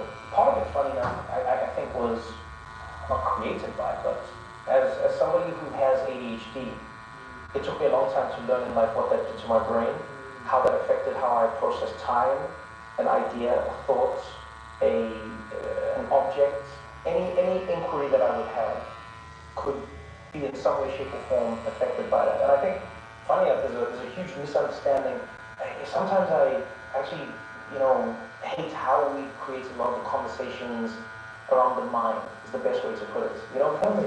Some of the terms have become so rote, and some of the ideas have become so simple when they're not. I remember when I was young, when I was diagnosed with ADHD, they made it seem like you can't pay attention, when in fact... And don't forget my cough syrup. Is it a wet or dry cough? Hello?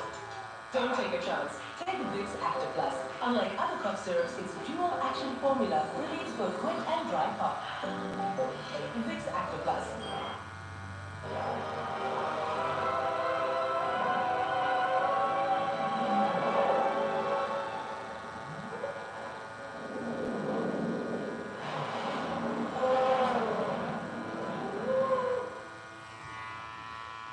It's the fact that you can't choose what to pay attention to.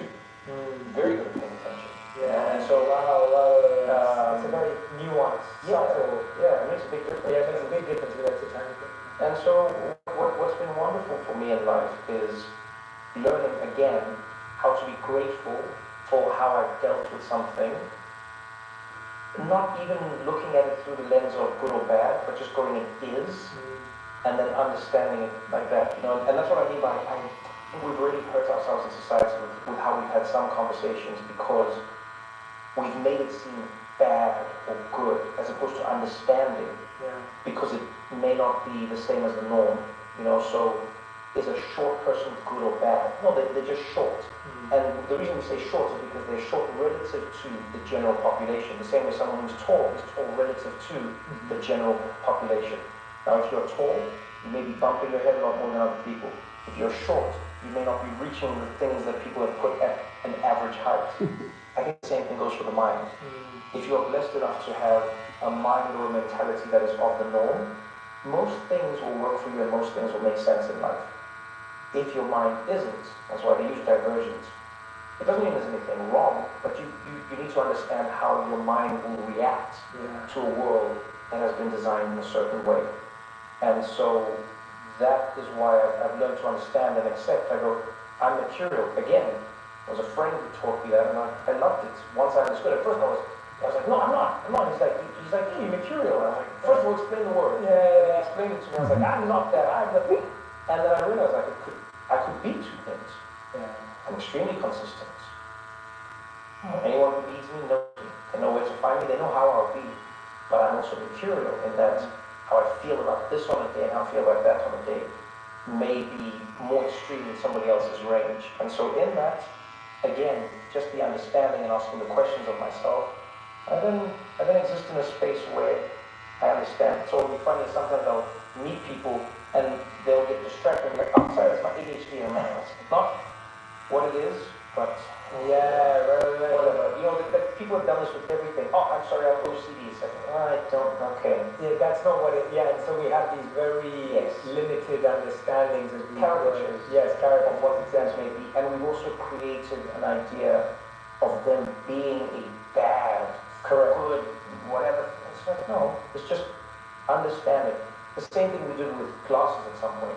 Nearsighted, farsighted, I wear glasses. And then at some point it was just, that's what it is. Yeah. I think we have a long way to go in the conversations we have around the mind. Yes. And getting us to the same place where when you meet someone, they can say that to you, and you now understand that, I wear glasses. Okay, great. Yes. Whereas I'm sure there was a point where I wear glasses, so you're blind? And now people just like, you wear glasses? Oh, you wear contacts. Okay, cool. That's who you are. Yeah, and I think that's what it is, that our vocabulary around the mind and our psychology is very limited. Yeah. And you're spot on. And one thing that you just said that really struck a chord was the idea that if the world is designed for the average, then the challenge is that anyone outside of it feels broken. And that's where I think we've gone wrong, where it's like there's a weakness or a broken. It's like, no, if the world was designed for those people, then we'd feel broken. And it's just that the world has been designed for this few people. If you created a new planet that was for only people who had a certain disposition, then it would be a very different case. Yeah, no, I love that. That's another whole 2-hour conversation. That's another. We'll come back. We'll save it. All right, question number 4. What is one word that if someone didn't agree with you or like you, what would they say about you? Not like, I'm not talking about like an internet troll or something. Stubborn, right? Yeah. That's a good word. Yeah, that's good. That makes sense. I like it. All right, question number 5. What is a word that you're trying to embody right now? Is there like a focus, a presence with a particular characteristic or value or belief? Mindful. Great. All right, there's a fantastic. Most people struggle with those, so you hit it out of the park. All right, these are the final 5. These are easy, one word to one sentence. What's the best advice you've ever received? Never assume. It's great. It's a good advice. Second question, what is the worst piece of advice you've ever heard? Always be yourself. That's brilliant. All right, There's times to be yourself. Don't just be yourself. People say, "Oh, relax." You just be yourself. Yeah. Relax. Yeah. You know when to be yourself is a better piece of advice. Yes, that's good. Question number 3, what is something you used to value that you no longer value? Fame. So there was a time when it was important and you, Oh yeah, I think I thought that it would give me something that I searched for my whole life, and that was a certain sense of belonging. You know, because there's a familiarity you have with people when you see them. I never cared for it through the lens of like, I'm better, or no, but I was like, oh man, everyone knows that person, everyone likes that person. And I was this kid and I grew up alone for so long. I was like, oh, I'll be familiar. And the word fame, when you look at the roots. And I was like, oh, that thing, I'll be familiar. And then ironically, as I said, it jumps straight to your unfamiliar. And so then I realized, like, oh man, you don't think that it will come from something, but rather understand what you're trying to achieve and then, figure out how you're trying to get there. That's beautiful. I love that. Question number 4, how would you define your current purpose? As being a fertilizer for everything and everyone I come into contact with. I would hope to be somebody who enriches the soil that I touch. I would hope to be somebody who improves somebody's life in the slightest of ways. Whether it's helping you solve a problem, whether it's giving you directions in the streets in New York, whether it's making you laugh at a show, talking about politics, whatever it may be, I would hope to do what a good fertilizer does, in that it enables the soil to be richer, it enables the plants to grow taller, it brings all of the pieces together. It becomes a food, it becomes a food that creates more food. It's not a zero-sum game. And so I would say that would probably be what I'd like to focus on most right now, even for myself. Because fertilizer even makes itself bigger. Yeah. It grows itself. You add more mulch to it and it keeps on going. And so I think even for me, I look to try and fertilize as much as I can. I love that. That is one of my favorite answers to that question we've ever had. All right, 5th and final question of the whole interview. If you could create one law that everyone in the world had to follow, what would it be? Everyone in the world does. I've created a law that says everyone, everywhere in the world, randomly, could be given the lowest person's bank accounts. Like that could be, like that would be the law, is that we do this weird system where whatever it may be, every year, randomly, the lowest person's bank account can just go out and become everybody's bank accounts. Wow.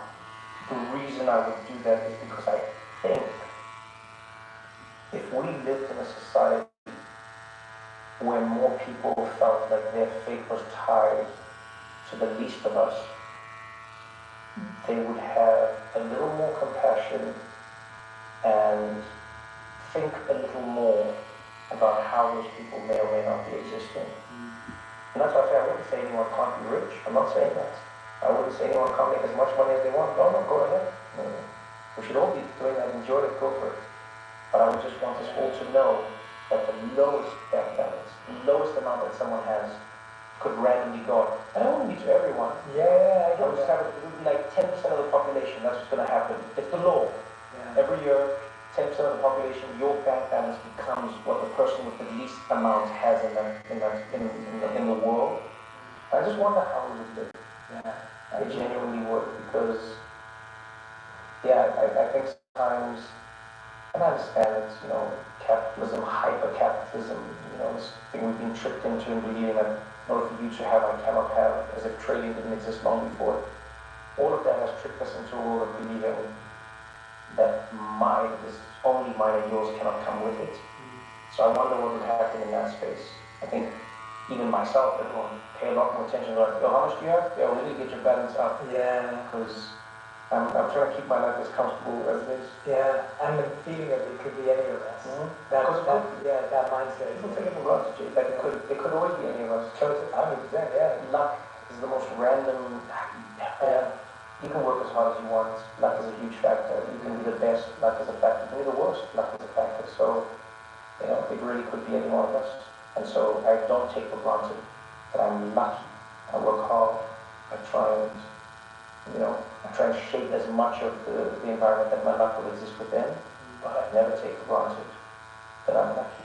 It's a new thing I learned about you today. You don't just ask good questions, but you really honor answering questions. I don't know what that's great, yeah. Oh, you want to thank one? Trevor is goed, ja. Yes. Hij is goed, ja. Trevor, that is so special. Everyone has been listening or watching wherever you are. Trevor voor president. I hope you appreciate that as much as I did. You could see that we're genuinely just having a good time. And learning and going back and forth. But I think there were so many great insights in this conversation, and I'd love to see what you took away. So please do share them wherever you share them, whether it's Instagram or TikTok or Twitter, wherever it is. I'd love to hear what you learned, what you took away, what you gathered from this conversation, what you collected, what you questioned. Right? I think that's the biggest thing. What did you question? What is the question that you're asking that you never asked before today? And I want to give a big thank you to Trevor for showing up and thank you. Giving all this time. I will admit though, I didn't do this just out of the goodness of my heart. I came because I remember seeing a clip of yours many years ago, and you talked about how you don't know how to breathe. I remember that. I remember even watching it, I was like,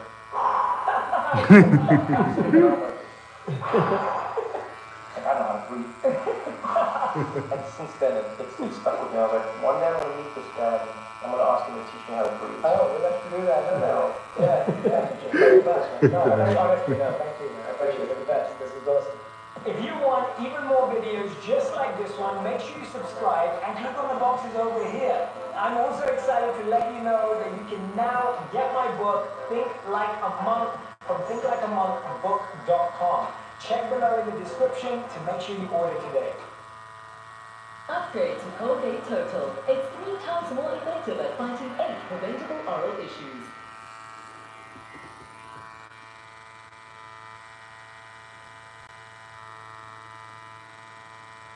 The biggest drug, it's not cocaine, it's not heroin, it's fame. Anything you want, everything you want, it's a thing. And if you can't handle this thing, the consequences attached are severe. Do you know you, and are you okay with you? If you are not, it'll break you. That's our author and host. The #1 health and wellness podcast. Hey everyone, welcome back to On Purpose, the #1 health podcast in the world. Thanks to each and every one of you that come back every week to become happier, healthier, and more healed. And I'm so grateful for this community that we have here because I get to sit down with some of the most incredible minds in the world, people that I find fascinating, not just personally and professionally, but because of the potential and the purpose that they have. Today's guest is someone who has been on my list to interview from day one. So it's a very special moment for me. I'm very excited. I'm speaking about someone, the one and only Kevin Hart, Hollywood's box office powerhouse, opening 11 films at #1 at the box office and grossing more than $4.23 billion in global revenue. Kevin has also become a successful entrepreneur. He's the chairman of Heartbeat, a global multimedia platform company creating entertainment at the intersection of comedy and culture with a mission to keep the world laughing together. I love that. Kevin is also the founder of Heartbeat Ventures.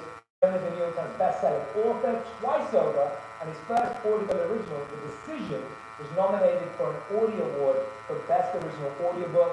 And I spent my last 5 hikes listening to his new audiobook, Monsters and How to Tame Them.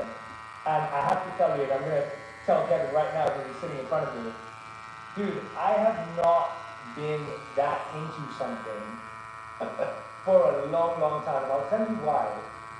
I have not stopped talking about the different monsters, the different personalities to my wife, to my team, to my colleagues. You've made it so relevant and accessible to talk about your flaws in a way that I've never seen before. So thank you so much for being here, man. Thank you. It's so great to be sitting with you. Thank you. And when flowers are thrown out, I believe that they should sometimes be returned. In this case, man, I'm here for a reason. The work that you've done, the success that you've had is groundbreaking. So major congrats to you. I just want to say there's an equal level of appreciation and excitement for the moment, man. You've done some groundbreaking podcasts. Your guests, to how you've got people open up, the conversations that you've had. More importantly, the lives that you're saving by just being transparent, authentic, and true to who you are. I think it's dope as hell. So it's an honor to sit across from you. I'm excited about the conversation. And it's one that's been on my list as well. So I'm glad that, we finally got it worked out. It's where we can make this happen. Yeah, thank you, man. That's very kind, and it's really beautiful hearing that from you, honestly. So let's dive in before we keep going back and forth with roses. Let's go. Let's get it. One of the things I want to start off, and this is going to take us anywhere and everywhere, is how does it feel when you're winning and then you discover you've got monsters?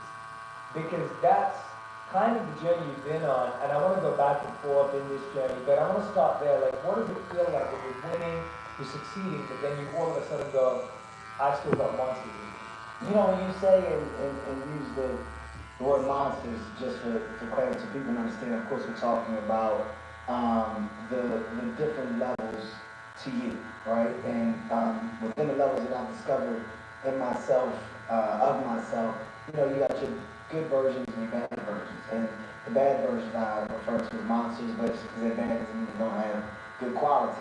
And when you're winning and you're succeeding, there's this idea that everything is right. There's this idea that perfection is not presenting itself and life moving forward is going to be just an easy road. And it's not until you're in that position where you expect perfection and you think that you start to see the true problems and flaws really present themselves. And, my monsters have been masked in disguise in various different ways, but I've been able to pinpoint them throughout the years because some of those monsters grew, got stronger, developed. You're talking about the roiling ego, the idea of who you think you are versus what you are, or the idea of expectations and needs to what you feel you need and what you have to have. That's a monster that's feeding that, right? That engine of, well, now that I'm making money, this is what I should have, this is how I should look, this is how I'm supposed to be. That's a monster that you're feeding, because ultimately you're buying in to something that you're creating. You're enhancing this world of thought. And it's not until you sit down and you take a breather and you start to really figure out the true definition of happiness for you. You start to really understand the adult that you have grown into and the level of maturity that has now, I guess you can say, have been banked. Die van blauwe geworden. Kijk, zit zo ons moet brullen zoals hij, joh. Ja, probleem is. Maar het van hallo, right? En ik klap zoek je van.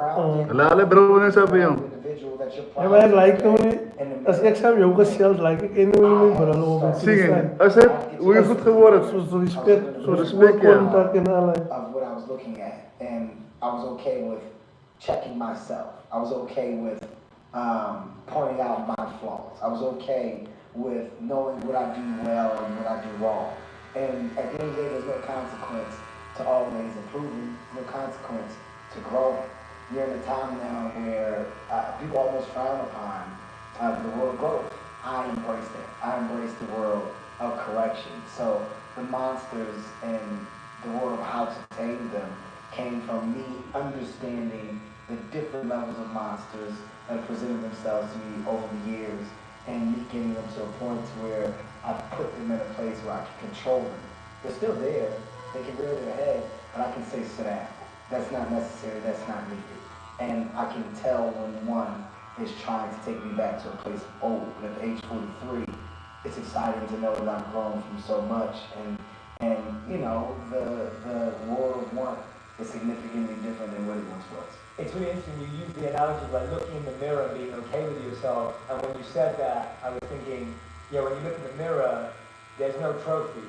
The reflection doesn't show the trophies, the wins, the money, the whatever else, it just shows you. And the fact that you've had the courage to look at that, where do you think, when you track back, I've always been fascinated by memories that we hold from our childhood that have left an imprint that's really strong in our lives, whether it be positive, challenging, whatever it may be. What's a difficult memory from childhood that you think that has been the catalyst for so many things in your life? Is there anything that you go back to your life? I can see how that, and I can turn that into a positive. I think the biggest memory for me is the one of being complacent. You know, as a child, I wasn't really a kid that embraced the world of challenge. Right? I was very complacent. I was okay with being a star to low average student. Right? I was okay with not trying. I was okay with not giving my all. And I was kind of okay with getting over. Right? So the biggest memory that I had in my childhood, like when I got to that early teen years, at 12, at 13, at 14, being sneaky and thinking that you're constantly one-upping someone was that's what I was embracing at the highest level. Do your homework, I did it. Did you really do your homework? I did it. And you taking my word for it and not checking my homework. Oh, I didn't, but you think I did. I got over.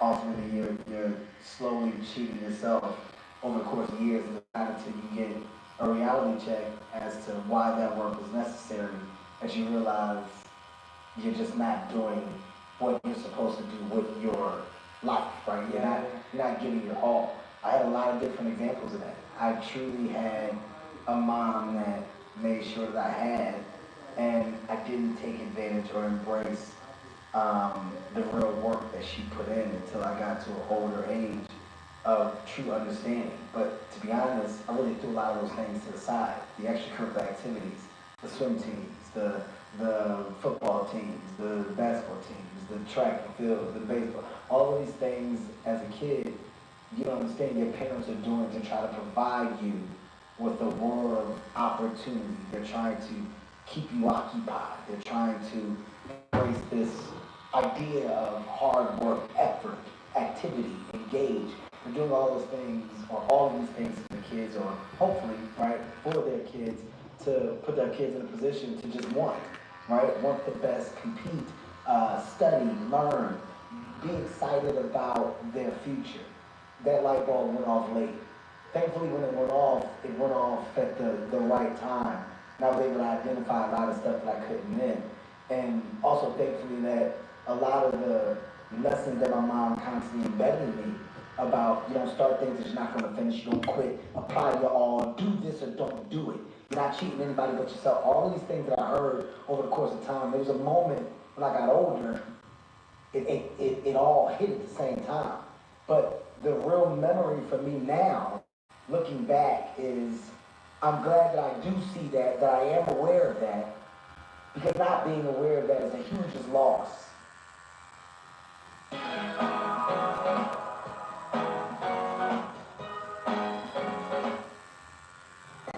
Two-pack school shirts from $1.99. Only Easy Care cotton blend, machine washable and breathable. The only school way to choose.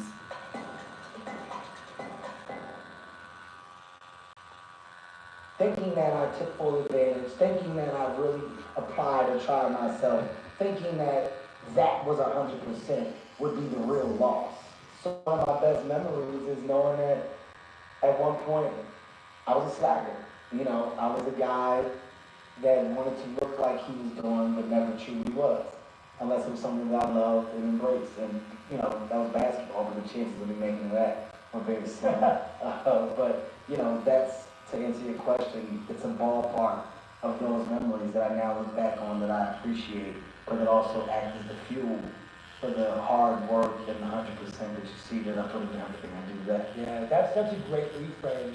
around what you saw as a bigger loss. I think that's so powerful for you to sit there and say, actually, I'm really happy that I could see that I wasn't putting my best foot forward, because that helps me be grateful to my mom. It helps me understand it from a different perspective.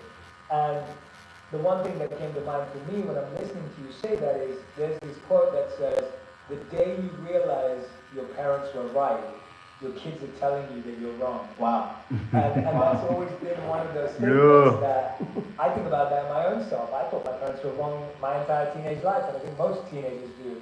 And then all of a sudden I hit my mid-20s and I'm like, oh, wait a minute, my mom's been through a lot. You know, my parents put in a lot of sacrifice. And so I love that you brought that up. I mean, one of the reasons we pushed this show back was you lost your father recently. Yeah. Mm-hmm. And when I heard the news, obviously, you know, my love and condolences to your family, and I was looking at what you were sharing and commenting about, and there's this one thing that you said that really stuck with me, and you said that my kids actually think I'm the coolest dad on the planet. I know why I am the way I am. My dad has a lot to do with that. The mistakes that my dad made, you know, the decisions to be drugs, being in and out of jail, in and out of your lives, I saw firsthand what not being present did because of that. I now know what being present means. Mm-hmm. I know what I can do. I know what effect it can have on your child coming up. But it sounded like, obviously, when you lost your father recently, it sounds like you've reconciled, like you've built somewhat of a connection. You know, me and my dad, we weren't the closest, but we weren't not close. My dad, at the end of the day, I'm going to love my dad, essentially being my dad. And my dad's life, you know, had several different versions of drastic downs, right? A small amount of ups, a lot of downs. I can easily sit here and ridicule or judge my dad for the mistakes that he made or for his past, but that does nothing. And I don't like to focus on problem, I focus on solution. Yes. So with me and my dad in our relationship, there was always one solution. Like, you can't go back and fix the years that you weren't present. There's nothing that we can do about that time. We can have a conversation about it. We can talk about it. And then me and my dad talking, my biggest thing was, you don't have to focus on what you can't change. The fact that you're here now and that you made a decision to get clean, to turn your life around. It's never too late. My dad was, 50 plus at the time, and he said, I'm gonna go ahead and figure it out, and I'm gonna close that door, and I'm gonna work on this other door. This door over here was, like I said, jail, drugs, in and out of his kid's life, to the point where, there's a time when we didn't know who my dad was. And I bumped into my dad on the train. I tell a story. I bumped into my dad on the public transportation in Philadelphia. Like, not seeing him in years. I randomly saw my dad. And my dad was so embarrassed, he got off the train and ran. But it's like, that's where that world and that relationship was. And what I do very well, I don't hold on to grudges or grudges. It takes too much time, it takes too much energy. Things will work themselves out. They never not have. It always works itself out. I mean, my dad worked it out, right? Like, it's about the grandkids. And our relationship got better as he embraced the opportunity to be a great grandpa. And seeing him try to do that right was his way of saying, I wish I could have done this right for you. I can't. Like, I know what you're saying without saying it. Sometimes you don't need words.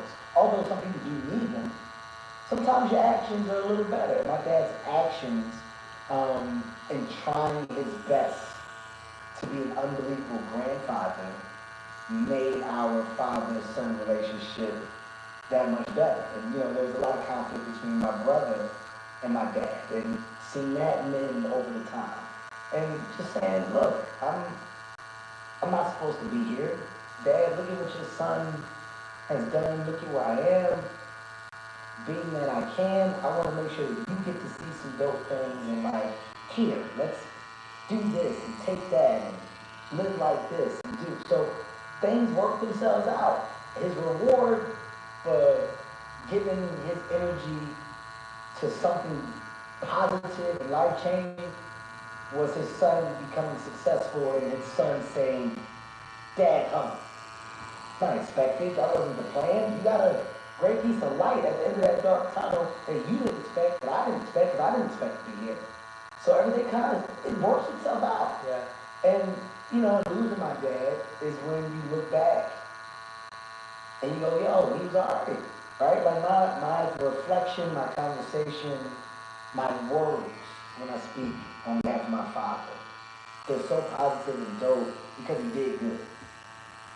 I'm alright. I came out okay. Mom, Dad, they did good. Like whatever you did to put whatever recipe in this pot, the food came out all right. I'm a good person. I got a good heart. I treat people with respect. Ultimately, I want the most that I can possibly get out of life. I love to love.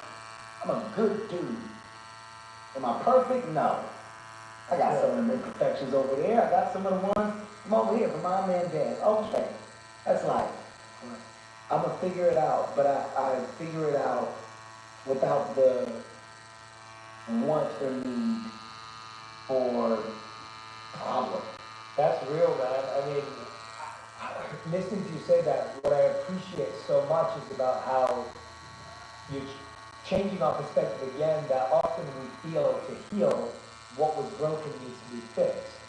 And actually what you just said is seeing him try with the grandkids, that's not even the area that needed fixing or was broken, but seeing that start to create some healing. That's the best example that I can ask for. Yeah. Because it's not about us, right? Like, me and my ex-wife got to a point of realization, you know, after having a significant amount of ups and downs, you know, after our divorce, we got to a point where you realize it's not about us. Like, we did it. We had our opportunity, and we're now adults. How we choose to live as adults, well, that's a choice that we make, but we're trying to make the best choices so that they have a better life. So it's about them. When I see somebody making the efforts to make life for them better, oh, then we're on the same page. We have the same vision. We have the same vision. Yeah. It's not about us at this point. It's not about us as a generation at this point. It's about us trying our best to do things, to create change, to move ground, shift the gears so that they have a much better opportunity than what we did. Yeah. That's the world of the baton being passed correctly. And if you understand that and you have that mindset, you approach your day-to-day differently. And I do have that mindset, and it's one thing that I'm very thankful for. And through the things that should be problems or were supposed to be problems, I never held on to them long enough. And by the way, just bringing it back full circle, that's a monster. That grudge monster, that's a monster. That I'm gonna get you back. Wait, you just watch. I'm gonna hold on to that and I'm gonna prove to you, I'm gonna show you, or I'm not talking to nobody over here. That's a monster. So you can fuel that monster, or that monster doesn't have to have an existence in you. It's really, really interesting hearing that perspective again, because, you know, one of my favorite lessons that I've learned is that often the thing that's holding you back is something you're holding on to. Yes. One of my favorite lessons, the idea that something that's holding you back is you're holding on to it. So whether it's a grudge, you're saying grudge monster, or a feeling or an emotion or an idea that you're not allowing it to let go when it no longer serves you. And being able to walk away from that requires real strength and courage. But one of the things that you said about you and your partner, your ex-wife, that I think is really powerful is that when it's just about us, whoever that may be, you're either looking at each other or you're looking past each other. And what you just said is now we're looking in the same direction when it's the kids. And so that switch, if you think about any relationship in our life, when we think it's just about us, when it's not about anyone else, you're always going to be against each other. But as soon as there's a higher purpose, or there's a commitment, or there's a value that supersedes that, An understanding. An understanding, yeah. An understanding that comes with the world of communication and great dialogue. I can, in having a conversation, I can point to so many examples of how it's so hard to see the good if you're only seeing the bad. Like, there's so many people that struggle with what their version of success is because they're looking at someone else's. There's so many people that struggle with their royal relationship because they're judging theirs based off of someone else's, right? And you're constantly in a space of not realizing and noticing your world, your reality, because you're living in what appears to be someone else's. Well, your shit is never gonna be right. It's never gonna be right? Like if I'm looking at everybody's relationship with their father and I'm going, I want that. Well, Laat me de wees veel. Laat me de wees. I could have went down the road with my dad. I could easily Rania, wrapped into the same world. Rania tayo na. Drug, gang, Smaak dit vat. violence, Yeah. cigarette wars, right? Like the embracing the hood at the highest level. Not that I don't think I do. That's where I'm from. But I could have embraced that at a much higher level and followed in the footsteps of my father because that's what he did. But I was able to realize the mistakes he made. I was able to go, I don't want to go down that street, but I see the consequences of it. That's a choice that I make, right? Some don't make that choice. By the way, no disrespect to those that haven't. It's to each his own. You do what you want based off of who you've seen or what you want to be true to. Live your life. Ultimately, you get one. Live it for you. Live it to the best space and place that you feel you can win at. That's my motto. I'm not here to tell you right or wrong. I'm saying I identify things differently and I make decisions based off of examples that I can look at as not bad, but ones that if I didn't have, I could have made that mistake. Yeah. So without a lesson that was intentional, my dad giving me lessons. Yeah. Right? It's not intentional. My dad never said I went to jail, so you didn't have to. Yeah. He never said that. But hey, man, see you in jail. Well, that just made me realize I don't want to go there. Yeah. Hearing how you talk about it, hearing how many times you went. Well, I don't want to go there. Seeing what drugs did to you talking and telling the story, what you lost, what you had, well, I don't want to do that. Okay, I'm going to embrace my father. I'm going to embrace this imperfect human being.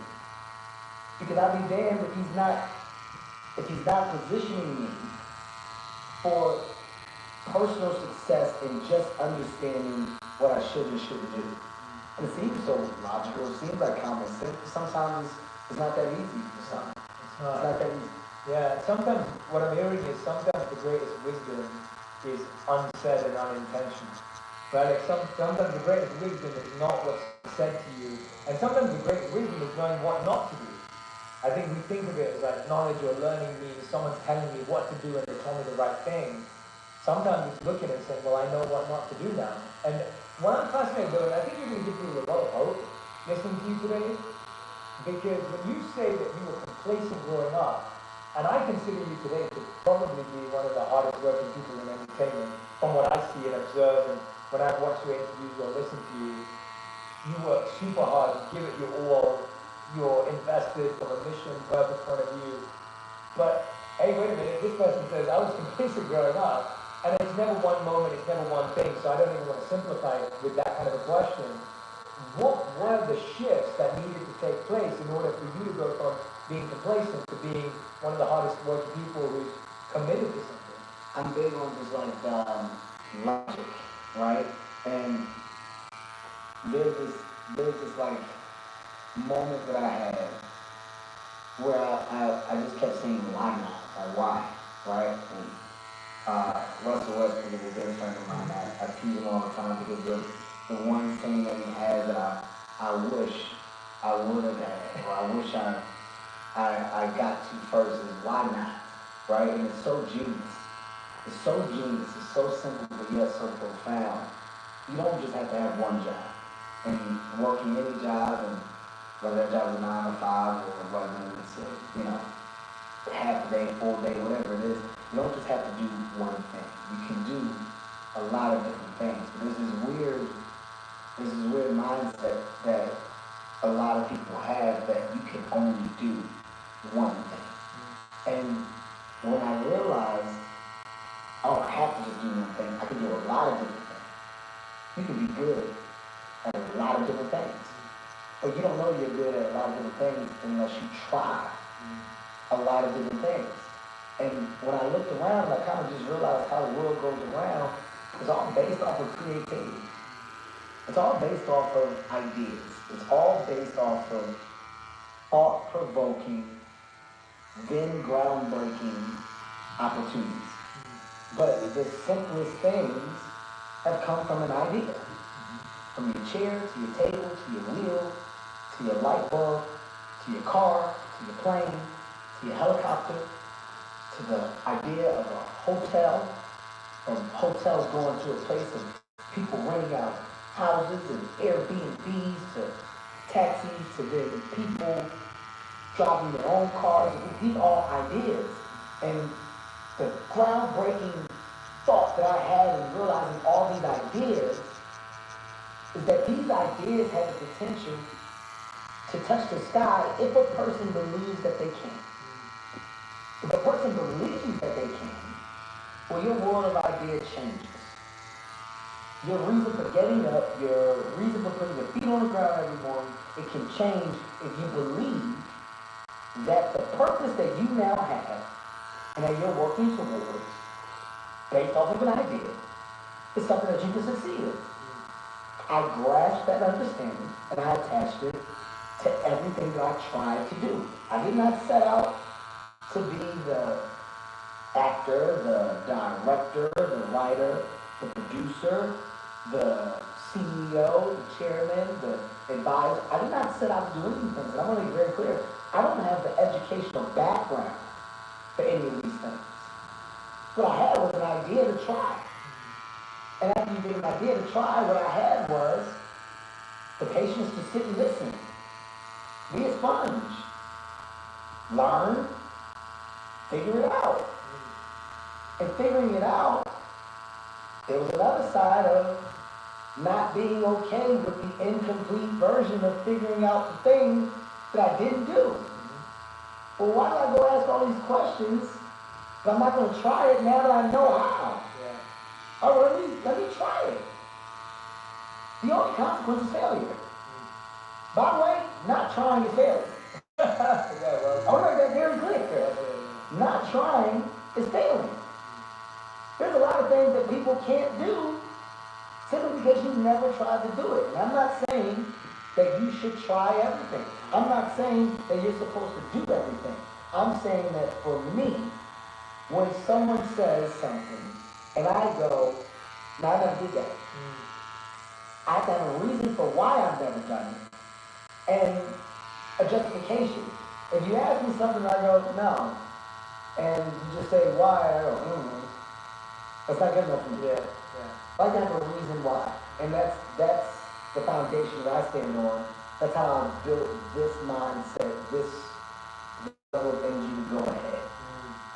Rhyme and reason within my why. Why not? Well, it's the Russ again. I love you to death, my brother. It's the one that got away from me. And you're a genius for saying it because it's so simple. We get it. So profound.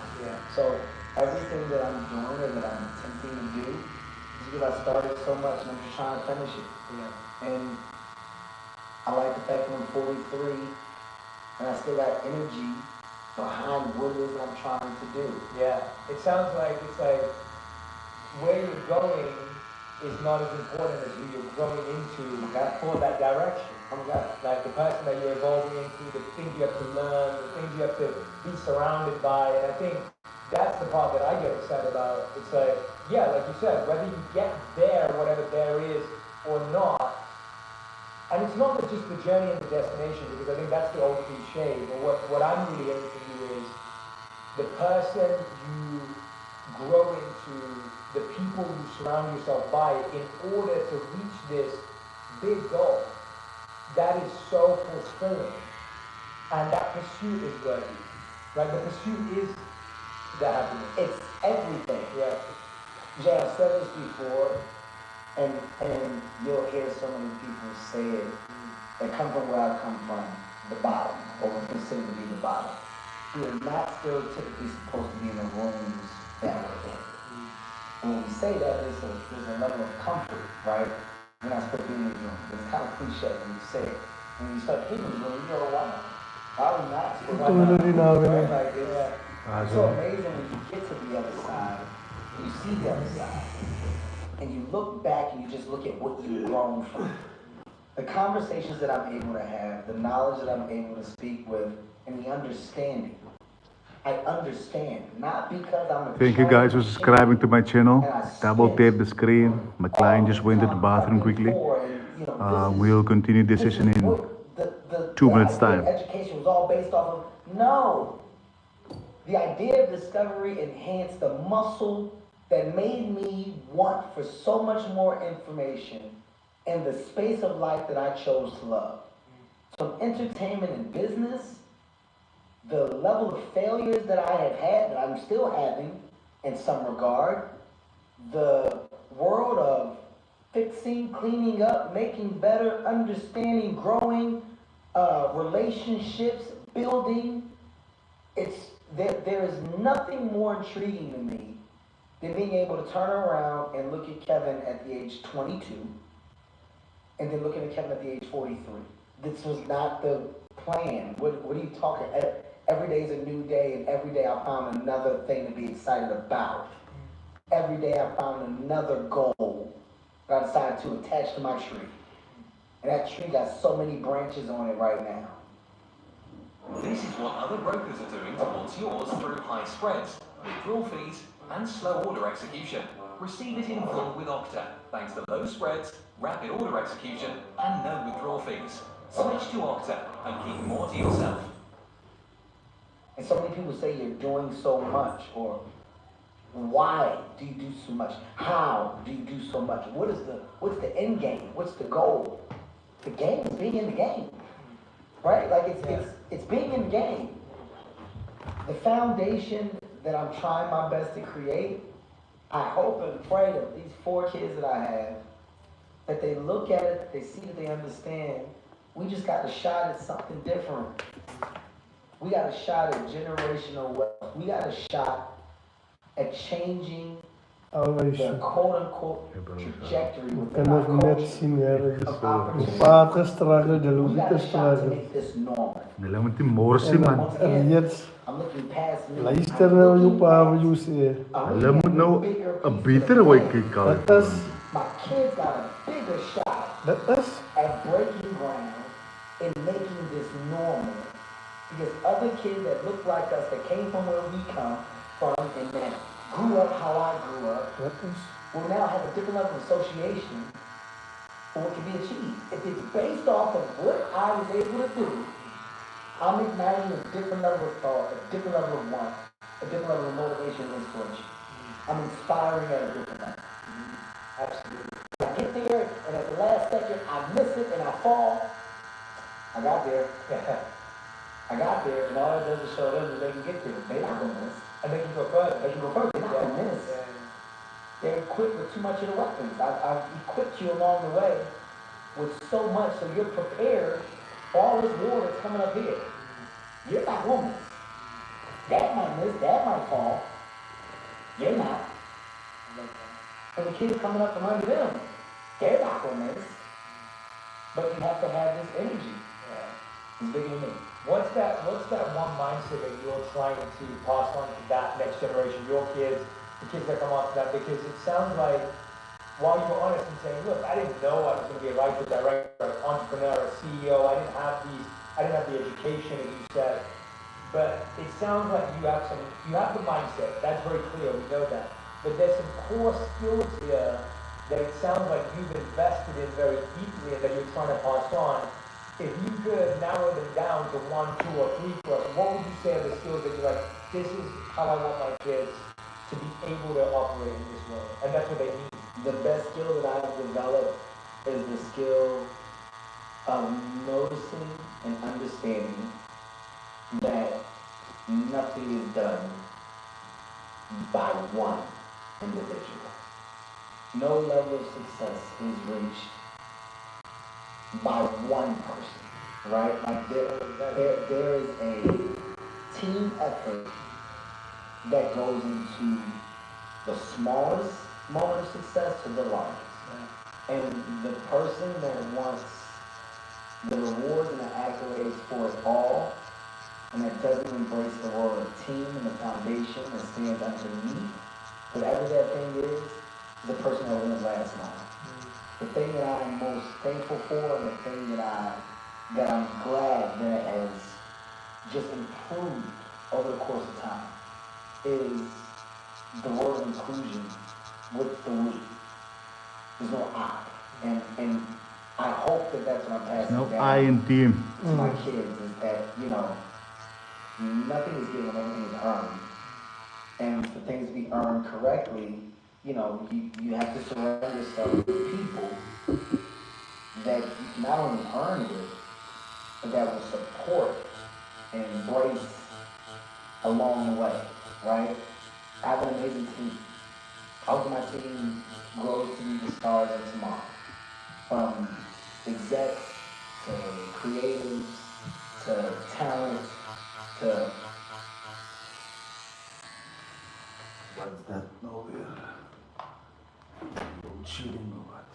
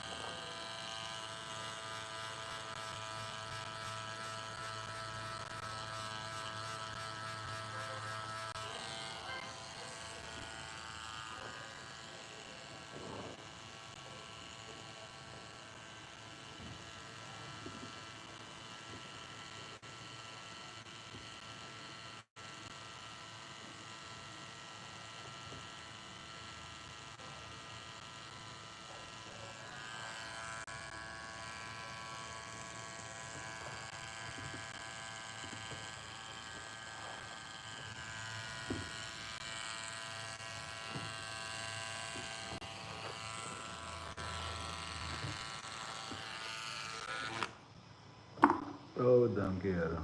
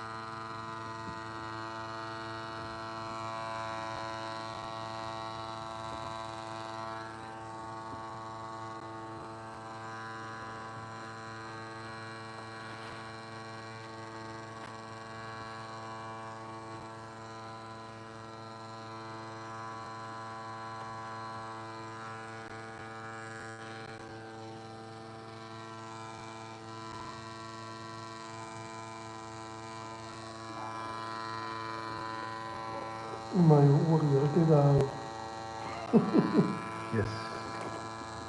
Die zullen er wel horen zo.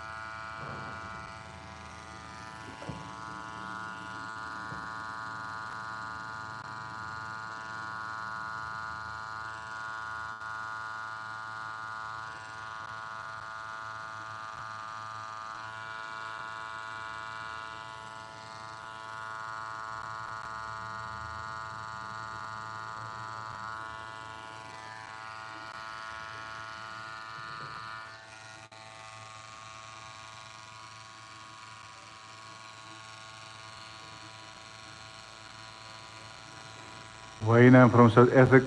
I'm from South Africa, sorry.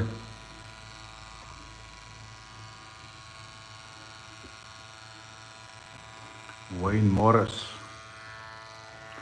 Hi there. Marlene. Chicken Gun Thai. Good day. Hope you guys are doing good.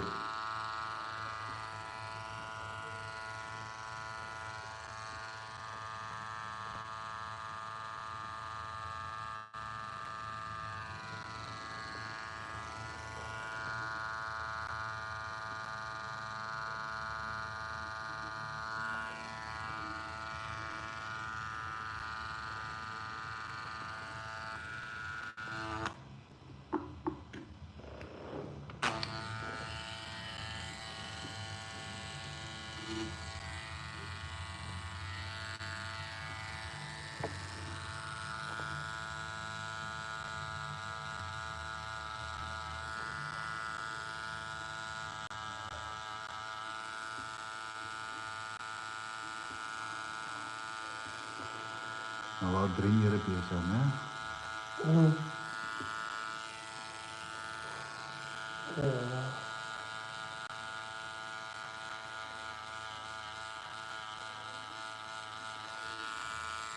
Hier aan het praise.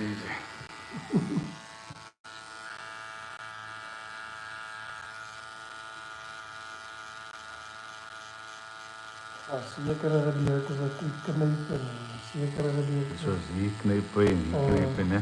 Ja.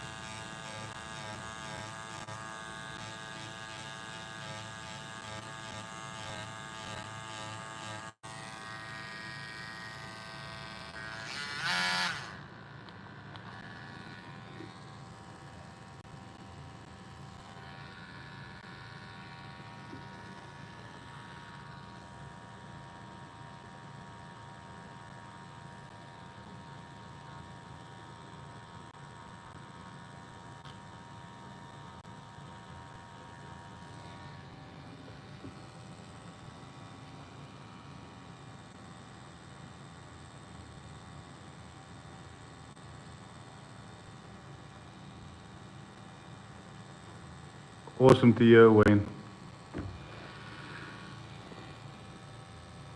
Just keep on practicing. Thanks for the compliment.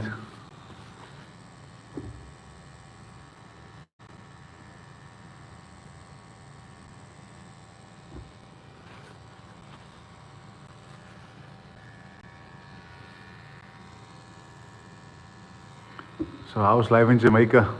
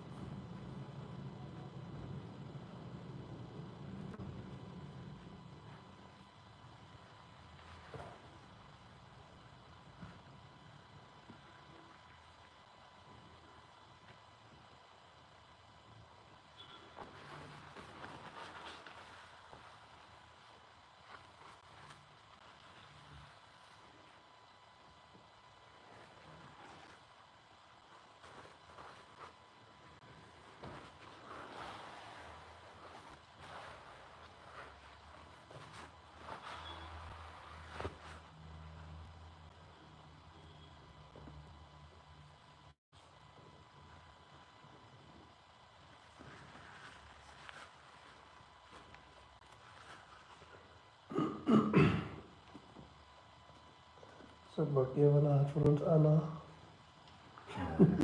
Kita itu dengar itu.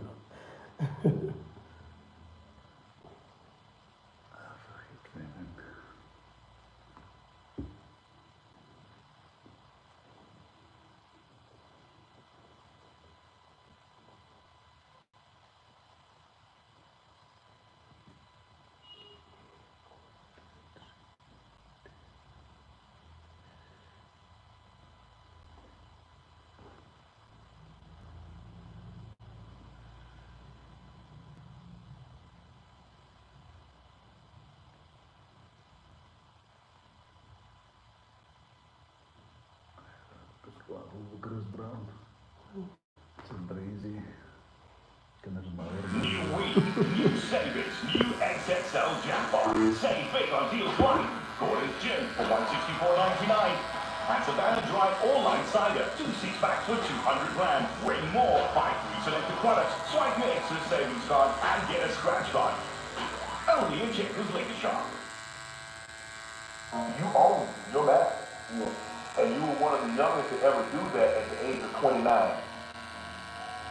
Would you ever, I mean, you've seen a lot of artists selling the catalog. Is that something Chris Brown would look to do in the future? I don't think I would, because I feel like as a black artist, that's what we've been wanting forever. Get our masters, like so. For me to be able to do that, and be one of the first young cats to do it, it's like, oh, I'll beat the game. But I feel like I wouldn't do it at this point, because that's something my children do.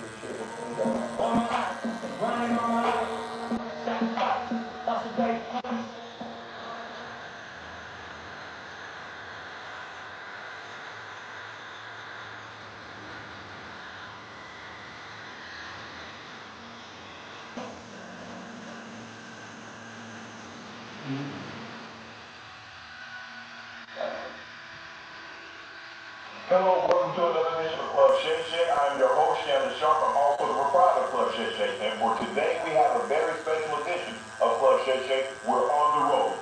He's one of the most accomplished R&B performers and hit makers of his era. He surpassed Elvis Presley for the most gold-certified singles and Billboard Hot 100 entries among all male vocals in history. The first male singer to have 20 platinum singles. The first R&B singer in history to own 100 Hot 100 hits. One of the highest grossing African-American touring artists of all time. One of the best-selling digital artists of all time. A Grammy Award winner, global superstar, songwriter, dancer, actor, producer, entrepreneur, author, father. Some call him the king of R&B. When they say R&B is dance, I can check this man's resume. Ladies and gentlemen, Chris Brown. Trader resume, jong.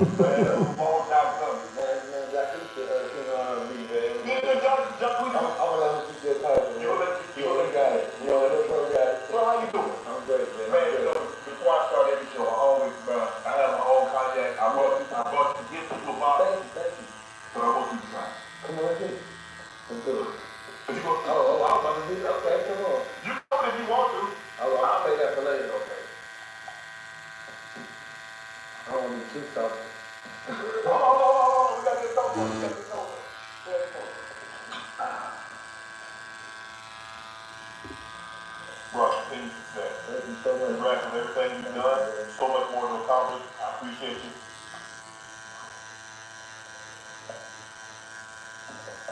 It's smooth. Smooth? You like it? That's what you do? Yeah, I don't like it to be like that. Yeah, see, you don't got that hard to it. Nice and smooth. Yeah. You heard the man. Well, how you doing? I'm great, man. I'm great. Great? Yeah. Man, I really appreciate you taking time. Jock, we reached out to man, Chris Brown's manager, trying to get in touch with you. Might not give you a number. I was like, yeah, no problem. And I'm like, because you and I, we had talked a little bit before, and you're like, I'm going overseas when I get back, let's do it. Yeah. I said, this man, I see he ain't gonna find time. I got you, man. I got you. And it would happen so quick, because this was like a week. And it was done. I thought he was like, oh, we gonna do it in July. All of this, and nah, we gonna do it in a week. Yeah. I had to come through, because I don't like to skip out on my promises. And I know we talked about it, and I got you. I said, yeah. You did? You said you have it, you got it. So, let's talk about what you got going on. I'm busy for 3 hours now, Mr. Wayne. I know you love that. Thank you for subscribing.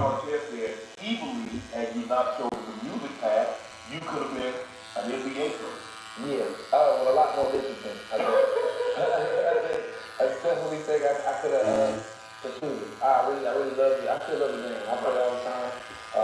As far as like training and having to get conditioned, I think I could have did it. I don't think this profession kind of made me like. Yeah, so I gotta kind of even get acclimated to being a team player. Right. You know what I'm saying? So.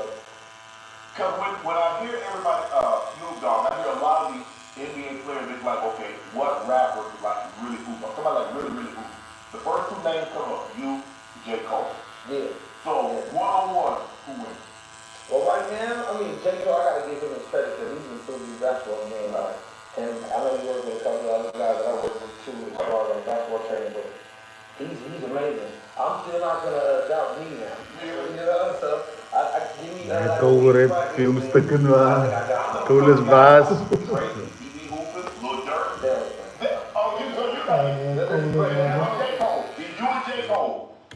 think I'm gonna get J. Cole though. I'm saying it humbly though. J. Cole is in the because I watch both you guys in the celebrity game and the NBA All-Star game. See you play a couple times as a real player. Yeah. You for real that game. Yeah, if I'm serious about it, I play. Most of the time I try to just have fun. But I'm not taking the L. I gotta do that. How much do we need to put up? Signum Tetu, good day. How are you doing, sir? If we put up 100,000, we'll take off. Oh no, I'm in there. That's mine. That's mine. So Cole got no chance. I mean, nah. Nah. So if you were to say, if you're in NBA, if your game, Chris Brown, your game reminds me of what NBA player? You know what's funny, bro? A long time ago, when I used to play, a lot of my homies, they look like CJ McCullough.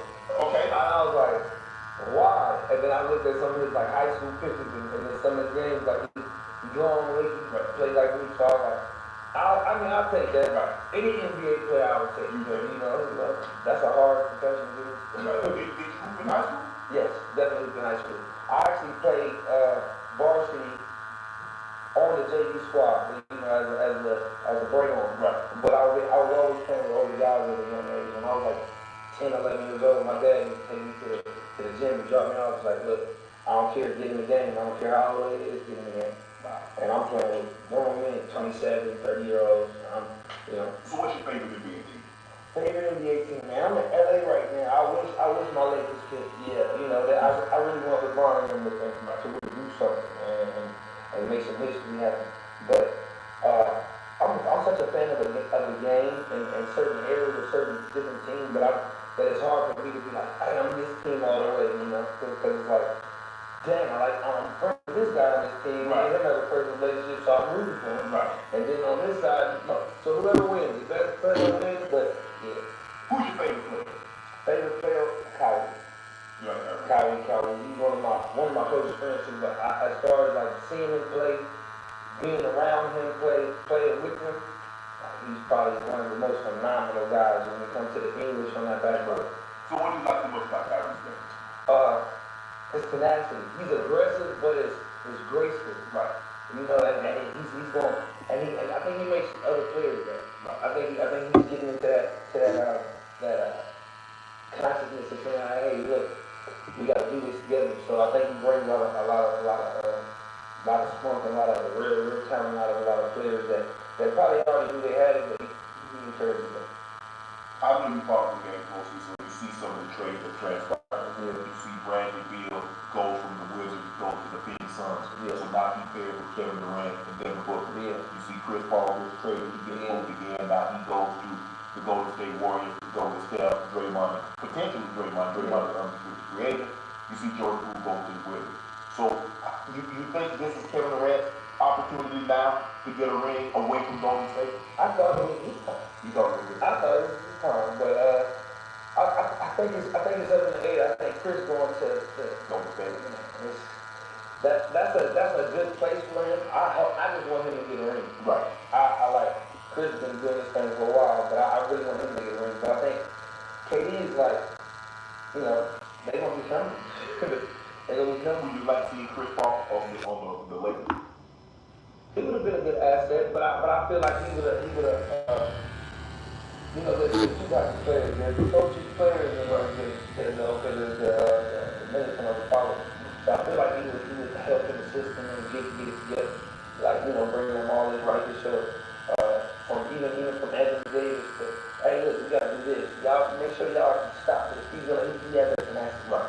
So I feel like him and LeBron I think it was a period up. I don't think it was a class. What about Kyrie LeBron? I would love it. I think Here in LA, or you want Ron to go to Dallas? You gotta have him in LA, huh? Yeah, it gotta be in LA. I would love to see them paired up. I think their chemistry is like undeniable. And I think with seeing those two guys in motion, it was a spark a whole nother uprise in those guys. So I feel like that's what I want to see. I mean, I don't know what guys want to do in there, but I would love it. I would like to get your take on this. You've been in the spotlight, man, basically your whole life. I mean, since you probably 12, 13. And you get Zion Williamson, who's been in the spotlight since he's probably 15, 16. And you see the issues he's having with her. What advice would you give him? How would you tell him to navigate the situation? He's in it now. Yeah. You can't turn back.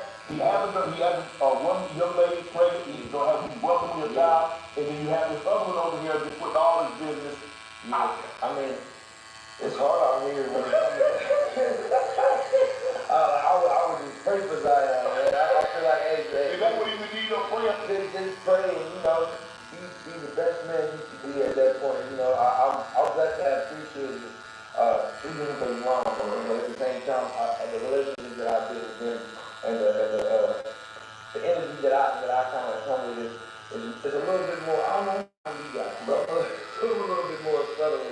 It's hard. It's very hard. But you gotta also watch out. It's like, we all want to be in the same spots, same places, because we want to be. Still want to see some beautiful women, but at the same time, you gotta be mindful of the certain companies you live or the tracks that will be set themselves. As athletes, I'm pretty sure that the guys on the team probably give them real pep talk. Look, you can't do this, but but on the road, on our end, it's a little bit different, but I understand what he's doing. So he just gotta hold his head together. Hold his head. So, hopefully he's learned from some of the mistakes that he's made. I'm sure this social media is a different animal. Man, I'm engaged with social media stuff, but I try to stay away. Like, my fans always ask me, why you never posting selfies? You never. I'm like, sometimes I just, chill, because it's a lot. I want to get away from that. Yeah, sometimes you need that peace of mind. So I feel like in this era, it's so easy to contact someone. Yeah. So even if it makes too excessive, I can just scroll down your explore page and be like, oh, hold on. And just say, hey, and they hit you back, and like, you can say that. Most people can't say that. They gonna say, bye. You can say, is this really you? You say, yes. Yeah, you gotta use that damage mode. So that thing disagree, Definitely. Let me ask you this. The Ja Morant, he was suspended for the first 45 games of the season. Ladies and gentlemen, George is cooking up in perfect multi-bet. You'll hope things turn out perfectly or not.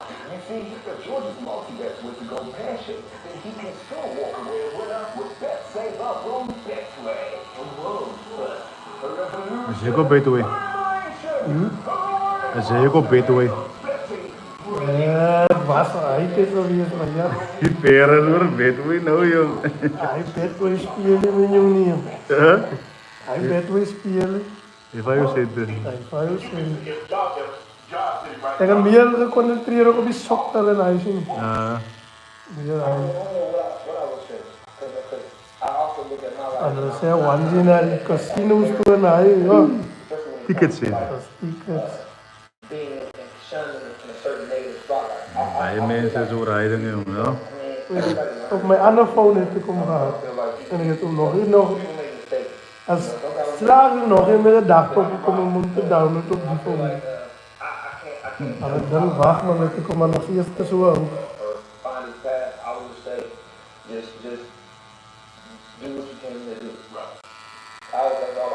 Misschien is die sokken nou begin oorlog maar nou Be sorry. good people. As you After possibly that. can.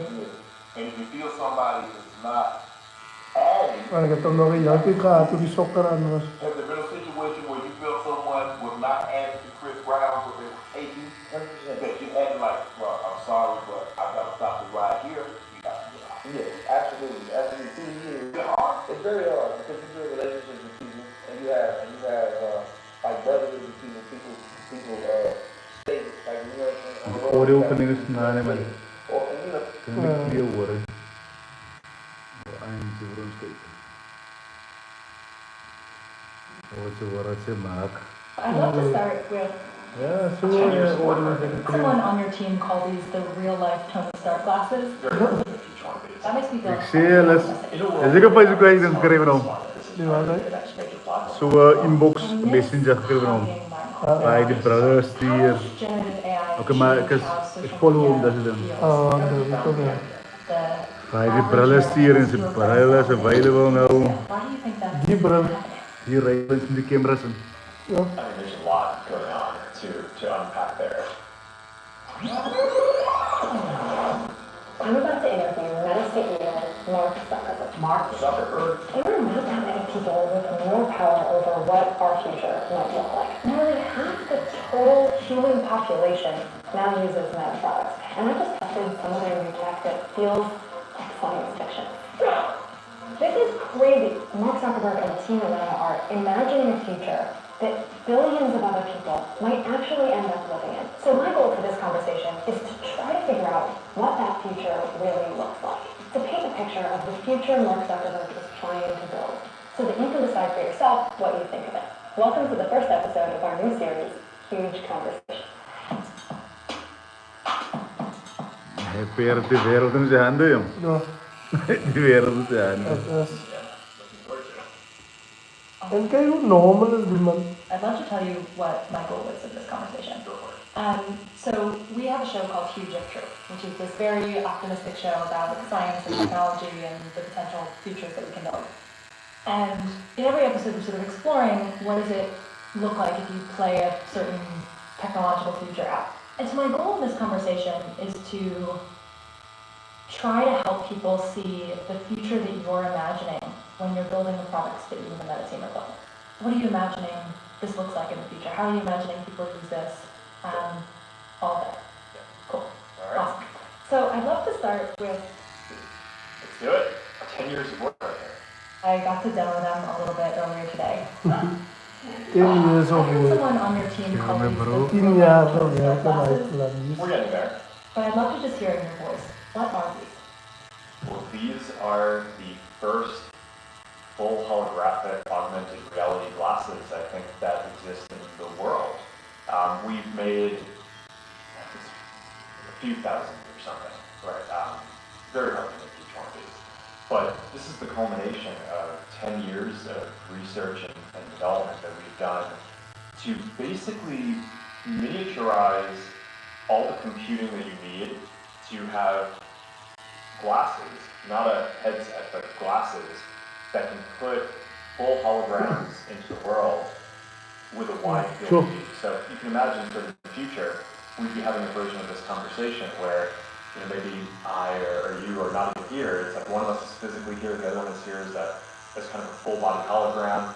And it's not just a video call, you can actually interact, you can do things. I mean, in the demo, we had the ping pong and games and things like that, but you can interact, you can work together, you can play poker, play chess, whatever, holographic cards, holographic board game. I just think it's remade so many different fields that we think about today, from how we work and productivity to a lot of things around science, a lot of things around education, entertainment, fun, gaming. But this is just the beginning. You know, this is the first version. It's a prototype version that we've made in order to develop the next version, which is hopefully the consumer one that we sell to a lot of people. Why build these? Well, I think it's going to be the next major computing platform. So if you look at what over time, from mainframes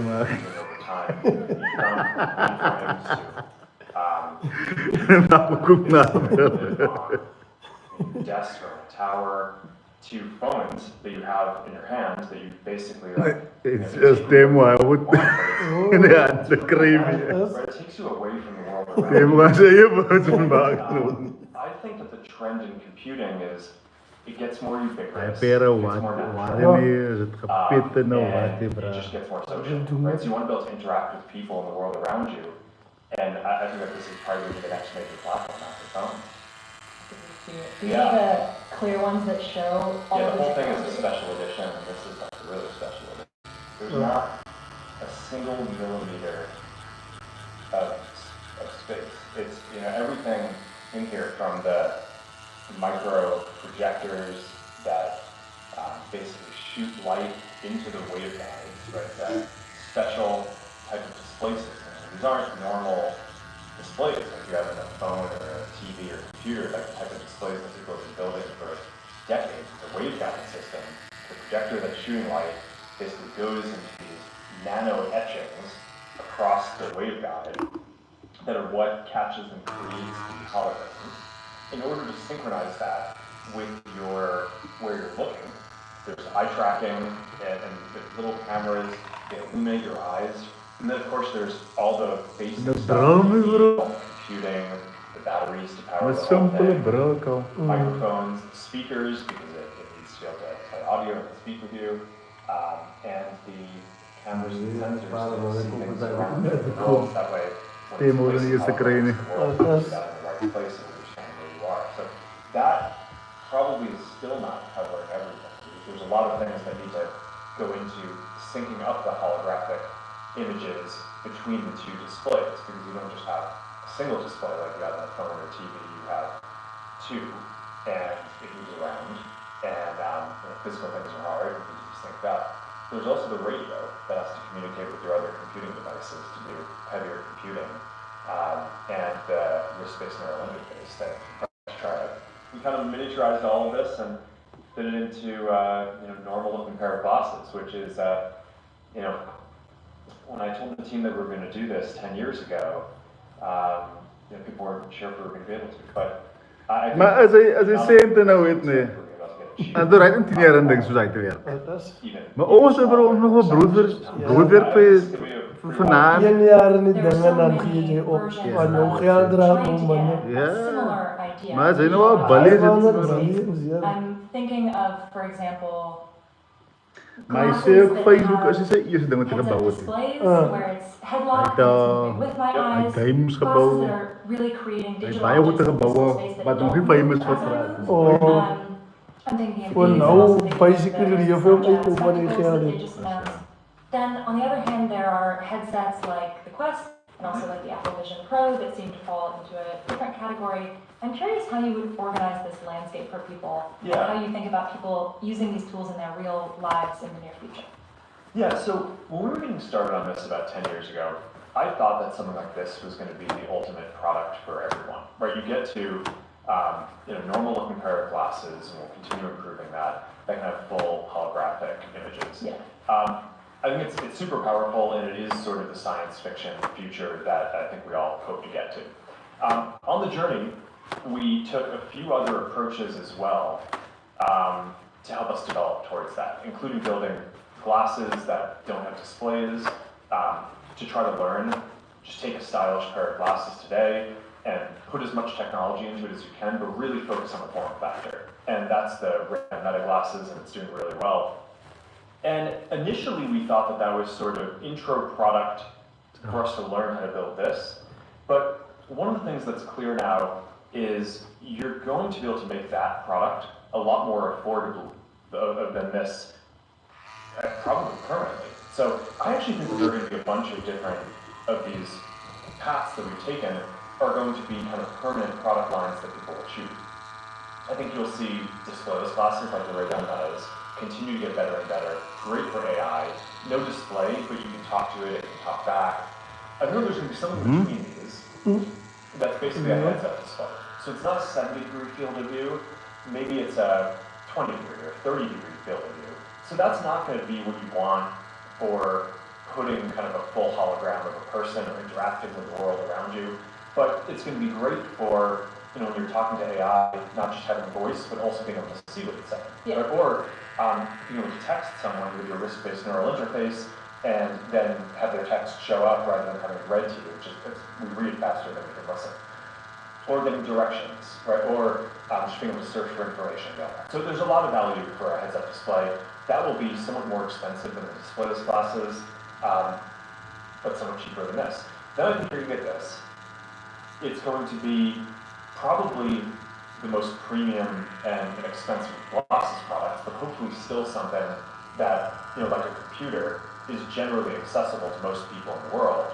But I think that there are going to be all of those, and I think people will like them. I also think that the headsets that people are using around mixed reality will continue to be a thing too, because no matter how good we get at miniaturizing the tech for this, you're just going to be able to fit more compute into a full headset. Fundamentally, our mission is not build something that is advanced and only a few people can use. We want to take it the last mile and do all the innovation to get it to everyone. We just shipped or announced Quest 3S, the new mixed reality headset. We basically are delivering high quality mixed reality for $299.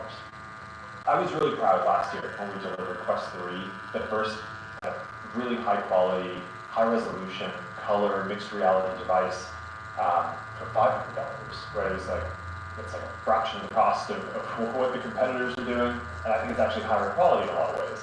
And now we're just doubled down on that. So I think that they're all actually going to end up being important long-term product lines.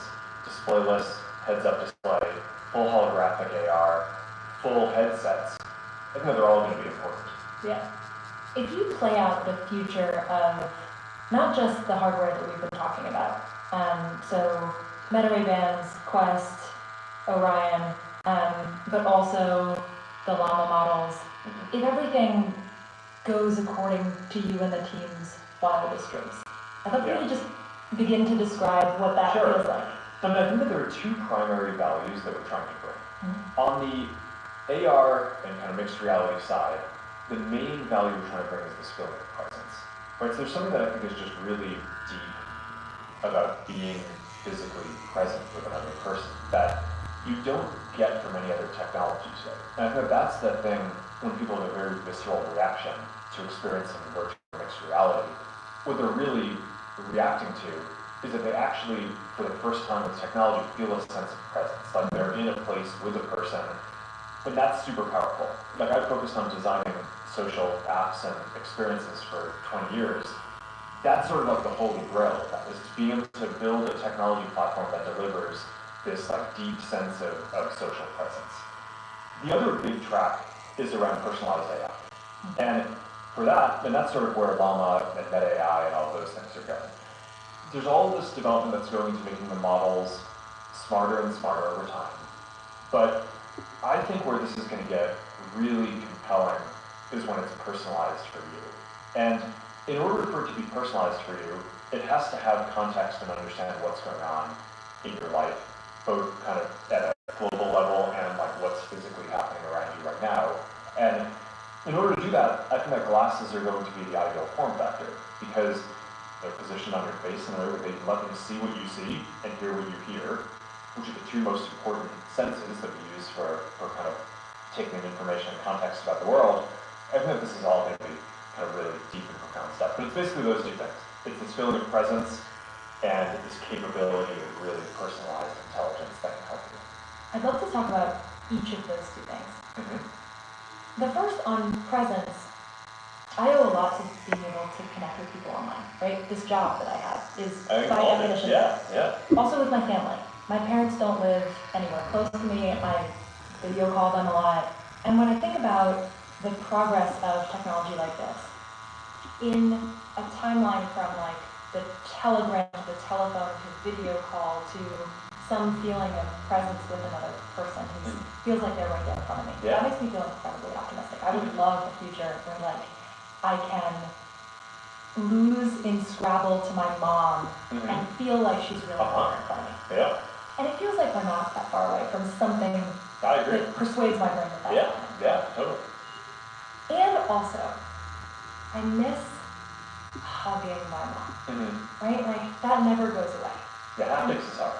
Yeah. But And so my question is about that. It's about this feeling of like, it's hard for me to imagine a future where real physical presence is not different and special in some way, where I don't miss literally hugging mama. Yeah. And I'm curious how you think about the parts of human connection that are eye contact and physical touch and things that our 8 brains value for connection with other people. Yeah, well, eye contact I think we're going to get to a lot before the touch part. For haptics, I do think we'll make progress on that, but it's obviously, there's a spectrum there too, from kind of hands, which is where if you draw the kind of like homunculus version of a person in terms of like what are our kind of sensory, what's like the majority of what we're sensory, yeah. So I think being able to do that for your hands is probably the most important place to start. We have a rough version of that with controllers today. I think that'll get even more over time. We have this demo playing ping pong, where you go to a controller, where as the digital ball hits the ping pong paddle, you feel it hit as if it's hitting the ping pong paddle wherever it is. So you actually have a sense of like where it's hitting the paddle. So I think that was just a wild thing. So I think we'll get some of that. The most extreme version of this is wanting force feedback, right? So I mean, like for doing a lot of sports, right? It's like, okay, we can kind of do a good approximation of like boxing today, where you get like good feedback on your hands, but it would be hard to do a virtual reality version of jiu-jitsu where you're like grappling with someone and you need like real kind of force feedback on it. So that's probably like the hardest thing, right? To go do. But I think we'll get there. I think like most science fiction, it's not this binary thing that you just like wake up one day and we're like, oh, we've realized all the dreams. But I do think that these platforms are going to be the first time that I think that there's a realistic sense of presence in all the ways that that's special to people for most things that people want to do, which are not the most physical ones, and even some of the basic physical ones I think we'll get. But then there's a long tail of other stuff. I mean, smell is also really important for people. Yeah. Right? I think it's disproportionately important for memories.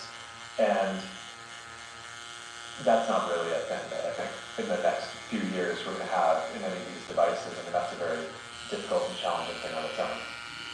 What is the piece of that you feel most interested in, that you keep coming back to in your mind? This has the frustrating property to develop that the sense of presence is almost like when you're designing something that's sort of trying to artificially deliver it, you're delivering an illusion to a person. And more than any one thing that provides a sense of presence, it's actually more the case that any one thing done wrong breaks the sense of presence. You kind of know as you're interacting with technology, but it's so convincing that that you just kind of go along with it. You're like, okay, yeah, no, this person feels like they're there, right? When I did that ping pong demo, at the end of it, I dropped the ping pong paddle on the virtual table and it shattered. So that was not the best for our internal development, but like that's winning in our development, right? It's like when you feel like something is kind of so realistic that you're just convinced that that it's there. Now, and there are a lot of things that can break that, right? So I think a field of view that's too low, right? So something feels real, but then you turn your head and it's not there. Latency, right? Physics that don't behave like realistic physics. It also is interesting in some ways what people can accept as physically real, even though it's not, right? So, like, we've done a ton of work on avatars. We have this whole work stream on coding avatars to do these photorealistic avatars, and I think it's going to be incredibly compelling and people are going to love it. But one of the things that I found interesting is the ability to mix photorealistic and expressive, kind of the cartoony avatars, with photorealistic worlds and kind of more cartoony computer game type worlds. So you can have a codec kind of photorealistic avatar of a person in what is clearly like a video game or cartoon world, and people are generally pretty fine with that. It's like, okay, that feels pretty good.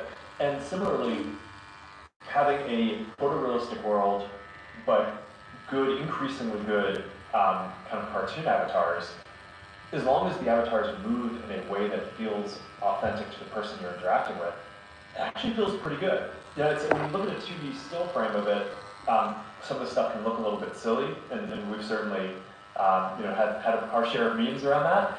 But when you're in there, you know, you've played around with a lot of the stuff, it feels realistic because it's basically mimicking the kind of authentic mannerisms of a person that you're interacting with. Yeah. And even if it's not a codec, but a realistic avatar, it's kind of a more cartoony, expressive one. So I think that it's very interesting to see kind of which pieces you need to unlock and where you just need to be like very technically excellent and consistent. But it's this isn't a space where it's like you deliver one thing and it's good.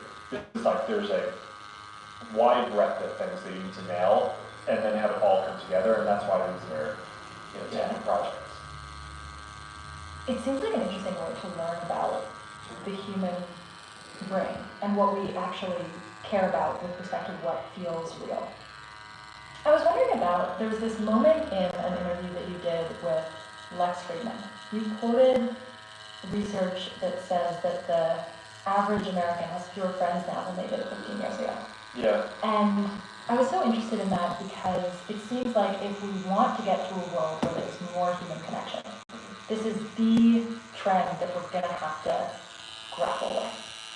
And just to give some data on this, in the American Time Use Survey, over the last 20 years, the amount of time American adults spend socializing in person has dropped by nearly 30%. For ages 15 to 24, according to the Surgeon General, it's nearly 70%. And I look at that data and I think to myself, well, maybe if we're all socializing digitally, that doesn't matter so much. Maybe there's a future where that's actually fine. But there's also data that suggests that we're struggling somewhat. The number of Americans who say that they don't have a single close friend. Yeah. That share has it's gone really from 3% to 12% in the last 30 years. It feels to me like with all the tools that we've built for human connection, we're struggling to connect. And I'm curious, why do you think that's happening? I mean, there's a lot going on to unpack there. A lot has changed sort of economically and socially during that period, and a lot of those trends go back before a lot of the modern technology. So this is something that a lot of academics and folks have studied, but it is an interesting lens to look at this though, because I think whenever you're talking about building digital types of connection, one of the first questions that you get is that going to replace the physical connection?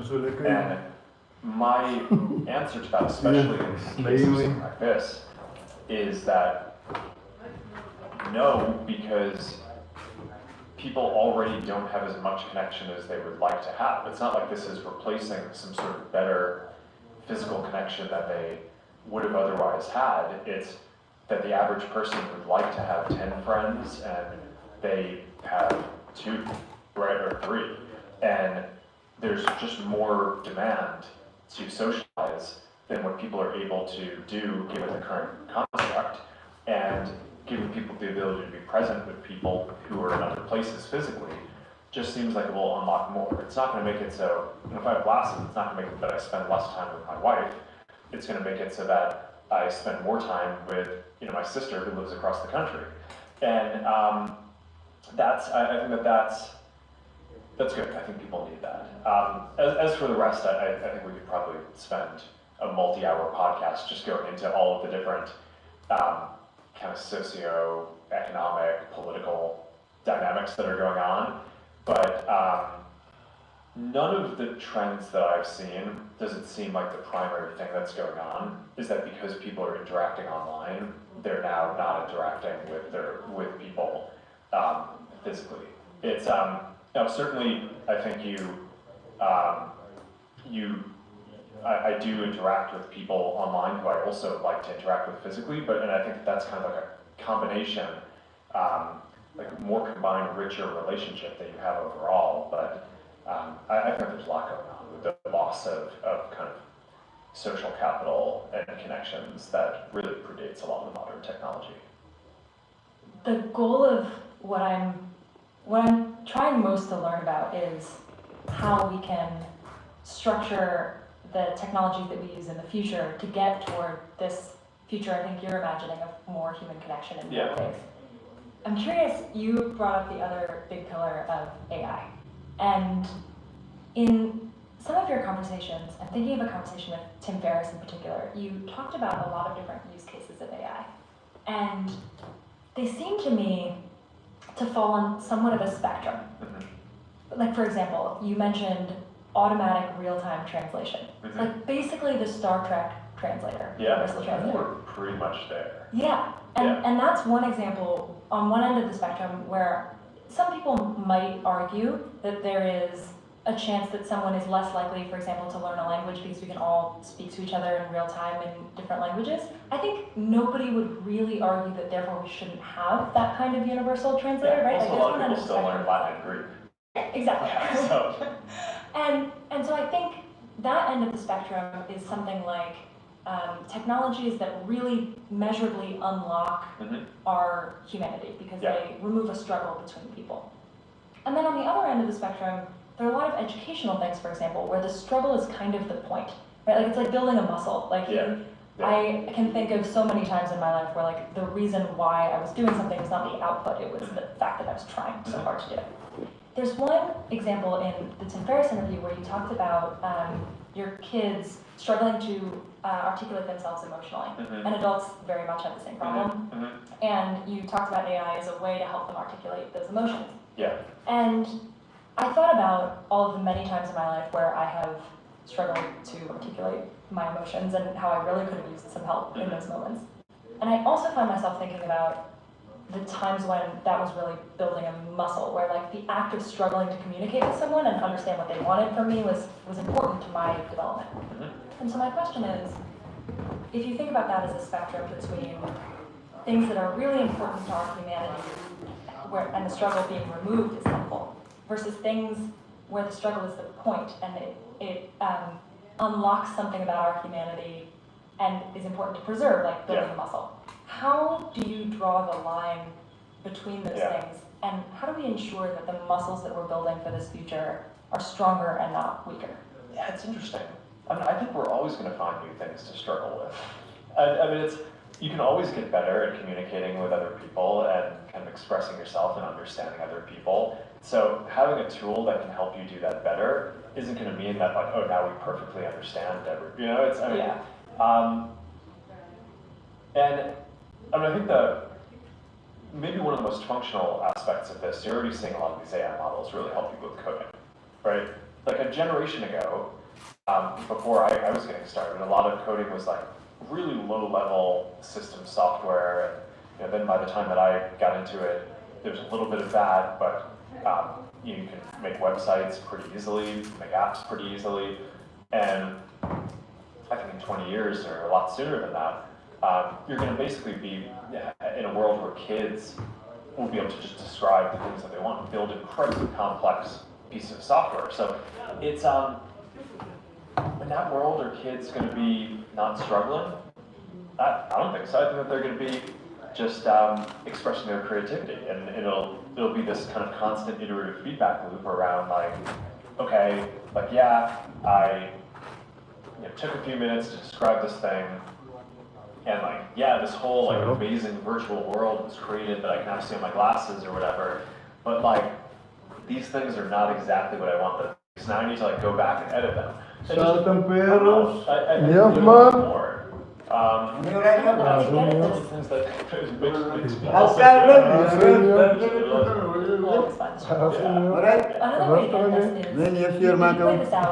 man. To make the tools even better. Saltem Are there ways that you would want them using AI because you think it would accelerate them intellectually, and ways that you would advocate for them not to use it, or things that you would have concerns about? I mean, I think that there's some things that you need to be able to do yourself. I think that that's a lot of the basic fear that people have around this, is that while we're building these amazing tools, we get away from this self-confidence and ability of being able to do like this basic stuff yourself. So it's like, all right, you have a calculator, but it's still good to be able to do kind of basic math in your head, because there are a lot of things that come up throughout the day that you just want to have a general numeracy around, right? That often they're not expressed in numerical terms, but it's just in terms of understanding trends or understanding arguments that people are making. You kind of need to understand the shape of how numbers come together. And so I think one of the big debates is like, should we still teach our kids to program computers? Even though you're going to have these tools in the future that are just so much more powerful than anything that we have now to produce incredibly complicated pieces of software, I think the answer to that is probably yes, because teaching someone how to code is teaching them a way to think rigorously, and that even if they're not doing most of the code production, I think it's important that you kind of have the ability to think in that way, and I think it's going to just make you generally a better thinker, a better person. So yeah, maybe that's like this generation's version of calculators. It's like, so you want to use the calculator, but you also want to be able to generally do without it. Other ones like language, I don't know, I mean, different people can come out. I think this is one of the interesting questions about parenting these days, is like, is just kind of like what's important to teach your kids in an era where so much is going to change over the time that they're even in school. Language, I think you can make similar arguments. I think that there's a lot of, it's probably going to be less functionally relevant in the future to learn multiple languages, but it sort of helps you think in different ways. I found from the languages that I've studied that a lot of it, yeah, you learn about the structure of your own language. You also learn about the culture, right? Because so much of how things are expressed in different places is tied to the nuance and the history of kind of how so I think that's all valuable and interesting stuff to get into. But then, at the same time, we only have so many hours in the day, so people need to prioritize what they're going to learn, and maybe that, okay, in a world with perfect translation, which, by the way, we basically just announced on the Ray-Ban Meta, is that now you're going to be able to just like go to different countries. We're starting out, we're starting out with just a few languages, but we'll roll out to more, and you'll be traveling anywhere, and you have your glasses, and they just translate in real time in your ear. Sure. Nice going, so I think we're going to need to choose what to focus on going forward. How do the developments that we've been talking about Iemand koos op prijs en heb glazen op. Ik ben het zelf koos hebben zo. There's a future where there's generated images and generated text and maybe AI influencers. How does generative AI change how social media feels in the future? Yeah, I mean, I think that's a really deep one. There's already been one big shift, which is that social media started out as people primarily interacting with their friends, and now is, at least half of the content is basically people interacting with creators or content that's not created by people who they kind of personally know. So we sort of already have that paradigm, and I think AI is probably going to accelerate that. It will give all these people additional tools, right? So your friends will create kind of funnier memes and more interesting content. That will come from a lot of different ways. Like some of it will be, okay, your friends have glasses and they capture a bunch of stuff, and before they might have not been able to edit it to make it interesting, or maybe it was just too much work, or they didn't realize that they captured something amazing, but now the AI is like, hey, I made this thing for you. Hallo nice, met die brille. Vooral die brille nee. Ik kon negative by dinge sit op my YouTube account. Dan kan hulle beter sien. Wat jy sien jy? As hulle net die one view kry hierdie. But then I think that there will be a bunch of kind of greenfield type stuff where maybe in the future there will be content that is purely generated by AI, by the system, personalized for you. Maybe it's summarizing things that are out there that are going to be interesting. Maybe it's just producing something funny that makes you laugh. This is going to be a very kind of deep zone that there's a lot to experiment with. I know there are going to be AI creators as well as creators building AI versions of themselves, and that's a thing that we just showed too. Is basically, if you're a creator, one of the big challenges is like, all right, there are only so many hours in the day, and your community probably has a nearly unlimited demand to interact with you. And Jy kan er miskien begin, maar as jy hoe dat jy kan keer my bro, dat ander, dat die China nie hy sou gaan kry nie. So if we can make it so that each creator As ons die drone ook, iemand die drone begin, ek kan nou, jare terug een YouTube ding, is een Facebook video ook van drones. Toe ek weer sien, toe is drone ding. Like an interactive sculpture or something, that it's like you train it to, here's the context that I want to have, here's the topics I want to communicate on, here's stuff that I want to stay away from. You're giving your community something to interact with when you can't be there to kind of answer all the questions. And I think that's going to be super compelling. So there's like all these interesting things, but I think it's, AI, it's kind of like the internet in a way, where it's probably going to change almost every field and almost every feature of every application that we use.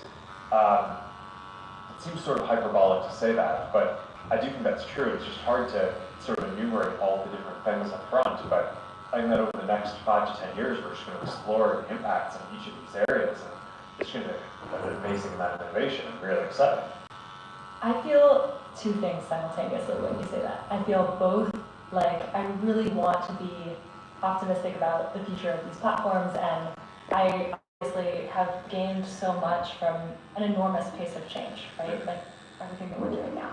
And what I actually feel is worried. I feel some specific concerns around the way that, I might communicate with an audience and the way that they might respond to that, or the way that human communication might change, but also more generalized, just sort of fear of the pace of change and worry. Yeah. And I don't think I'm alone in that feeling. Yeah, you're supposed to be the optimist. I know.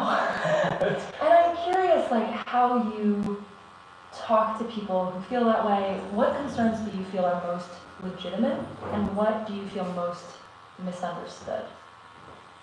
I think the pace of change is always a concerning thing, right? It's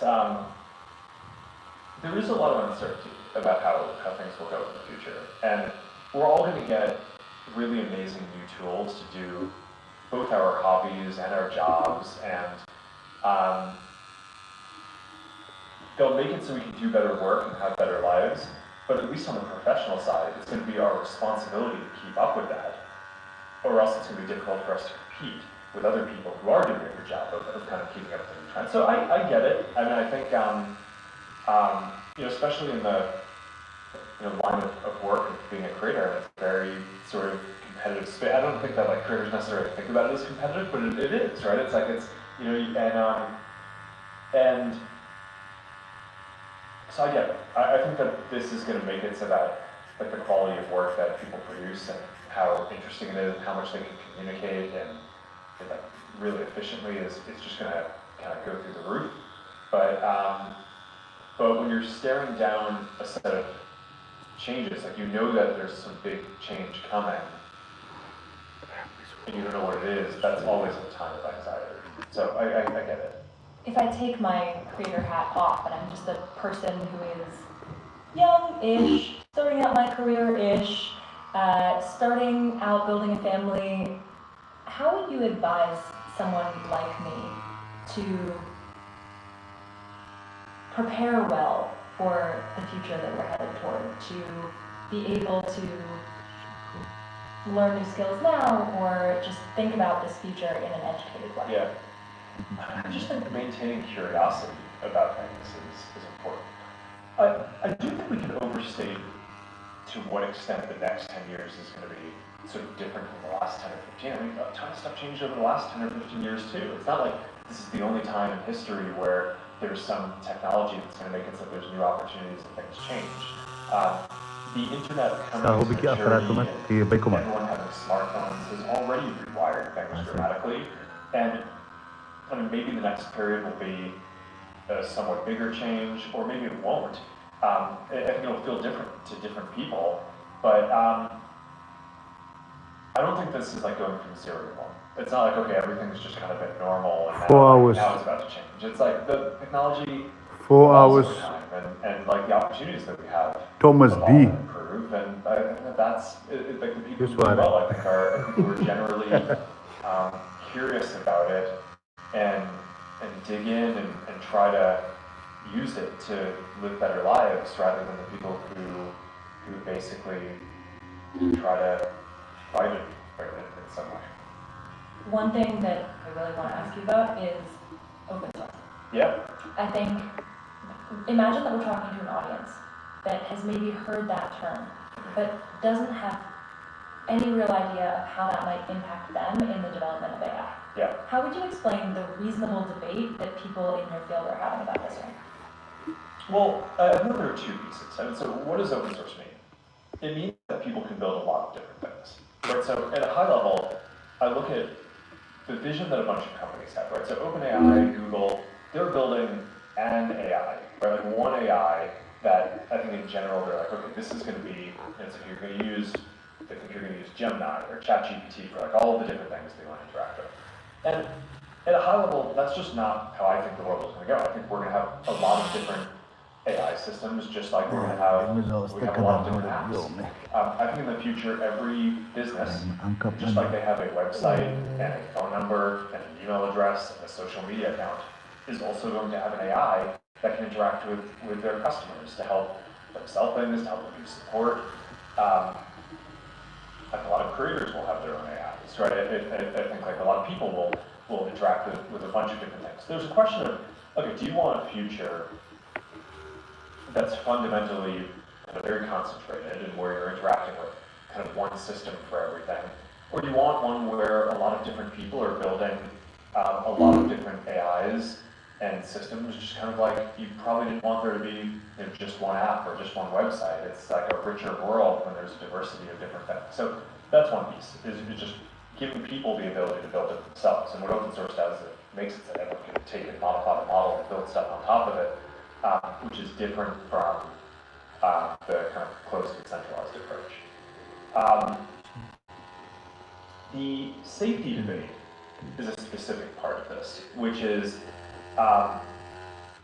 in a world where AI gets smarter and smarter, what's the way that we have the highest chance of having a kind of positive future and not having all the safety concerns? And I think some people think that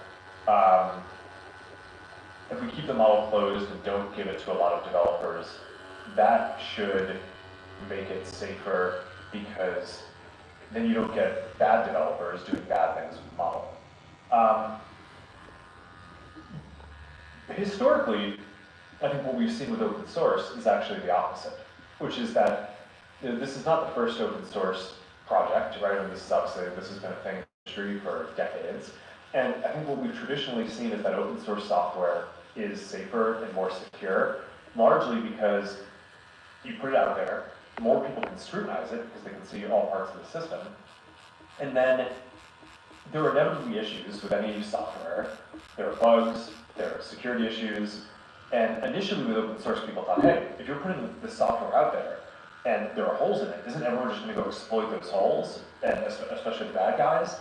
But it turned out that it is sort of this counterintuitive way that by adding more scrutiny to the systems, the holes became apparent quicker and then were fixed. And then people rolled out a new version, just like we rolled out a new version of our models, sort of Llama 3, Llama 3.1, Llama 3.0, and upgrades.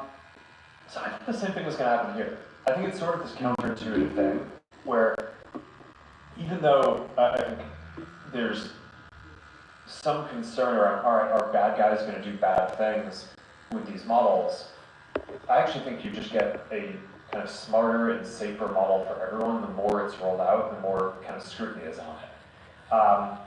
And then part of that is we get feedback and we make the model safer, so that as we roll it out to more people, it's safer for more people to use. So I think that the history of open source and the software industry generally would suggest that open source is going to lead to a more prosperous and safer future. Maak moet werken meester, onze Facebook is zo werk. Je maakt bellen zo.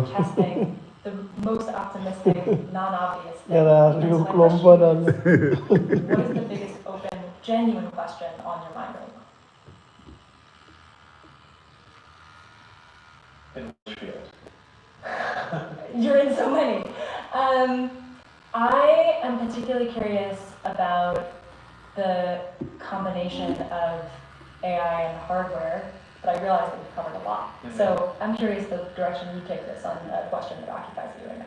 Gosh, I mean, I think maybe one that's a little more AI specific is there a current set of methods that seem to be scaling very well, right? So with past AI architectures, you kind of feed an AI system a certain amount of data and use a certain amount of compute, but eventually it hit a plateau.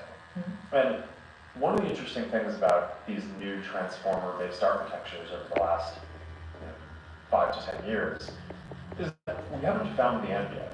So that leads to this dynamic where Llama 3, we could train on 10 to 20,000 GPUs. Llama 4, we could train on more than 100,000 GPUs. Llama 5, we can plan to scale even further.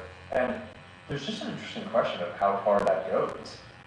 It's totally possible that at some point we just hit a limit, and just like previous systems, there's an asymptote and it doesn't keep on growing. But it's also possible that that limit is not going to happen anytime soon, and that we're going to be able to keep on just building more clusters, generating more synthetic data to train the systems, and that they're just going to keep on getting more and more useful for people for quite a while to come. And it's a really big high-stakes question, I think, for companies, because we're basically making these bets on how much infrastructure to build out for the future. And this is hundreds of billions of dollars of infrastructure. So I'm clearly betting that this is going to keep scaling for a while. But it's one of the big questions, I think, in the field, because it is possible that it doesn't. That obviously would lead to a very different world where I'm sure people will still figure it out eventually. Just need to make some new fundamental improvements to the architecture in some way. But that might be a somewhat longer trajectory for, okay, maybe the kind of fundamental AI advances slow down for a bit. We just take some time to build new products around this. Or it could be the case, and that's what I'm betting on, that the fundamental AI will just continue advancing for quite a while, and that we're going to get both a new set of products that are just really compelling in all these ways, and that the technology landscape and what's possible will just continue being dynamic over a 20-year period. And that's probably what I guess is going to happen, but I think it's one of the bigger questions in the industry and kind of for technology across the world today. Is there anything else that you want to say? Awesome. We're good. Amazing. Yeah. Thank you so much for doing this. Yeah, no, thank you.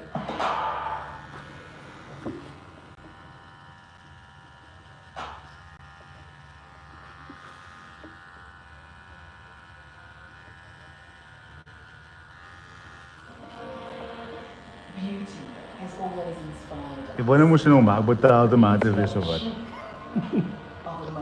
Wat wil jy so myself? Super, ja. Maar yet again, as je niet betaalt, als je om niet betaalt, niet free, dan moet allemaal om heel veel podcasts en is the beauty we invite you to discover. Innocent cruises for a greater beauty.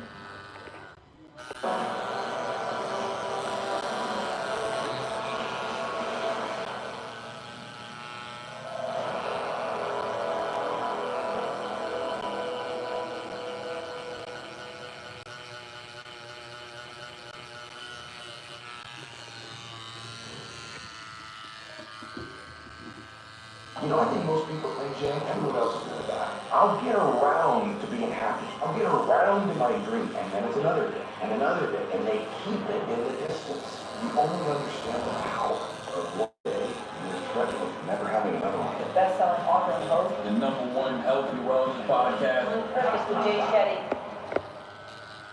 This quote by Thomas Edison said, "When you feel you've exhausted all options, remember this, you haven't." I love that. That's the power of one more. And so I've lived this book in my life.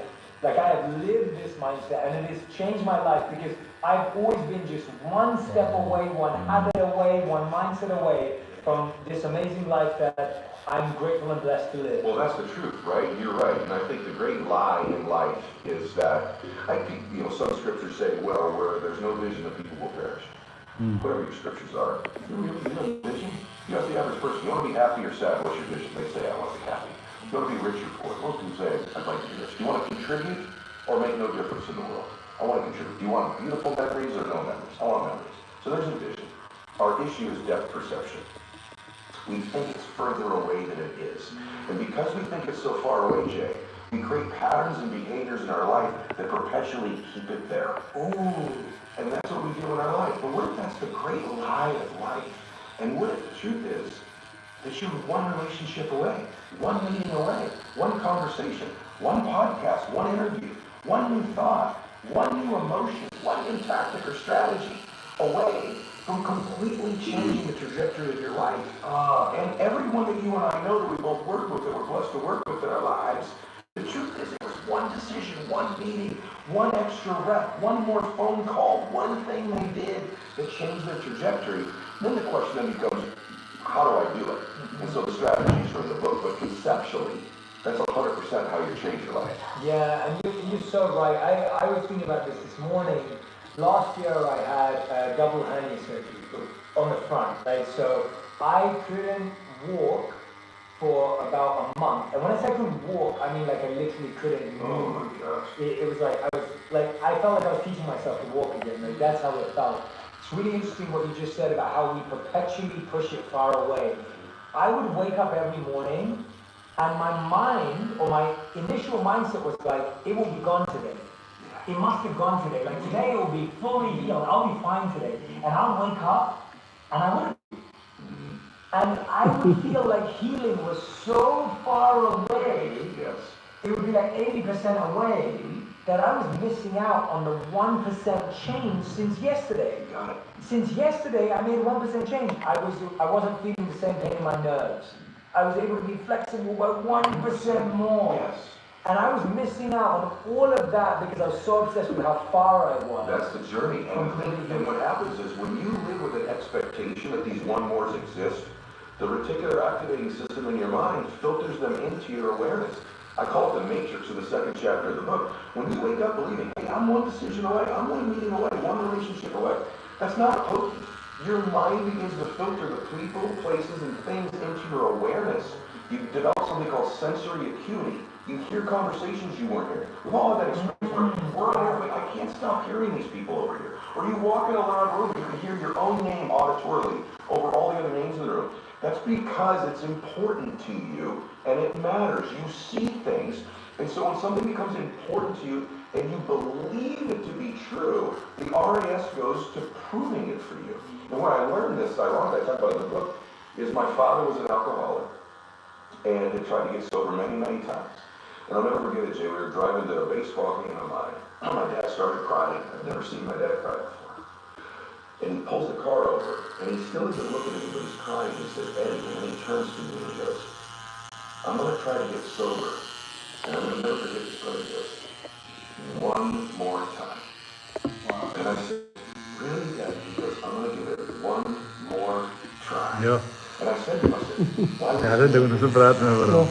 And he said, never said this to me before. He goes, because I love you, and you deserve a father you can be proud of. You can't be proud of me right now. And I think every great thing we do in life is one way, but it's also born from love. To talk about your book, when you love people or you love something so deeply, if that love is greater than what the obstacles might be, now you got a shot to do it. Then my dad gets sober. He comes home from rehab. I said, Daddy, are you never going to drink again?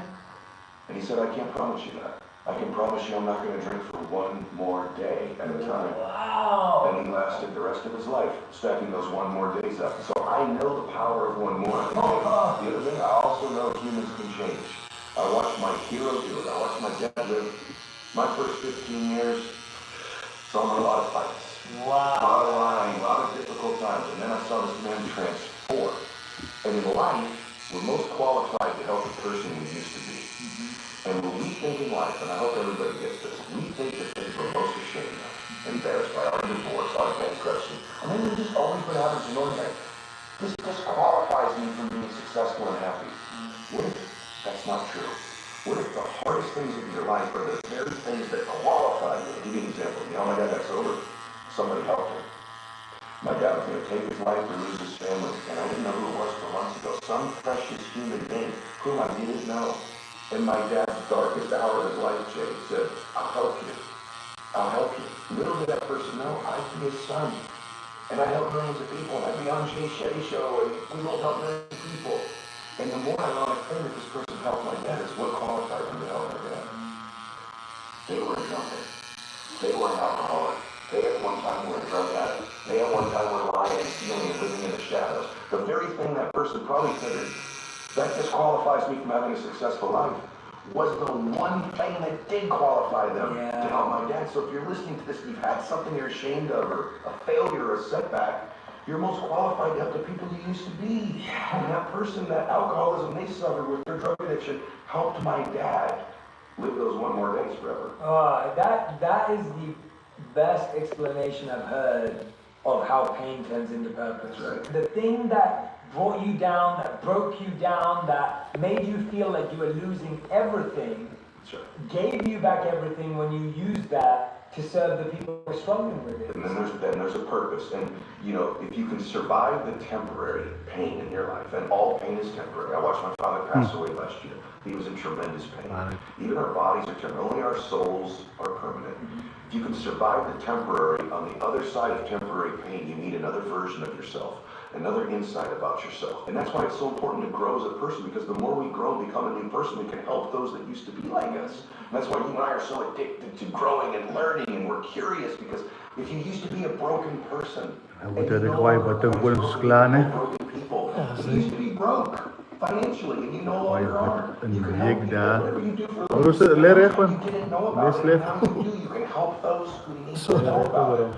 And so you're immensely qualified if you understand the power of doing one more. Oh, I love it, I love it. Tell me about, so let's say, and you probably come up against this all the time, a lot of the people say, okay, I'm going to practice that. I'm with you, Ed. I love you and Jay. I'm listening, and I go, yes, I'm going to practice the power of one more.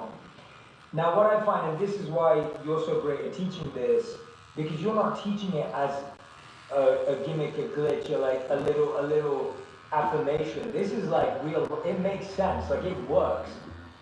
People get so tied to the result that when they try it the next day and the sales meeting doesn't go their way, or the pitch doesn't go their way, they go, it doesn't work, it doesn't work.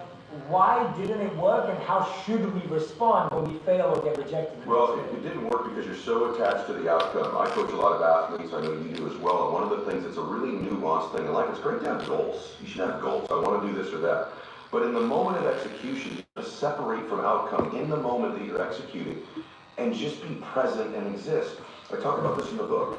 Here's what I would say, if you're going to win long term, 95% of people have an operating system in their mind where they operate out of history and memory. I like that. And about 5% of humans operate out of vision and imagination. So the reason we're so much happier, I believe, when we're children is we have no history and memory. So we operate out of imagination and dreams and vision. But at some age, some people it's 5 years old, some it's 8, some it's 18, some it's 28. They create a history. And that history then becomes the operating system. So even if they take on a new behavior or tactic, they're operating out of a pattern of thought and belief that's historic and memory-based. And so the number one thing I would say is begin to operate out of your imagination again, out of your vision again. Create from that place. If you create from that place, now you're not tied to the result in that moment. You're giving yourself space to imagine and create something new in your life. Magic I've never heard that in that language, man. That is so powerful. And he was so right about his kids, that we don't have any memory or history, so we don't have any blocks, we don't have any kids. Vai zo zwaar weer.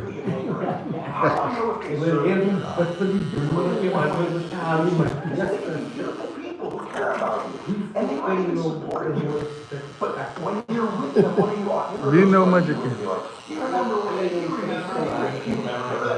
that thing? If your friends are constantly bringing you to the filtration system of memory and history all the time, think this through.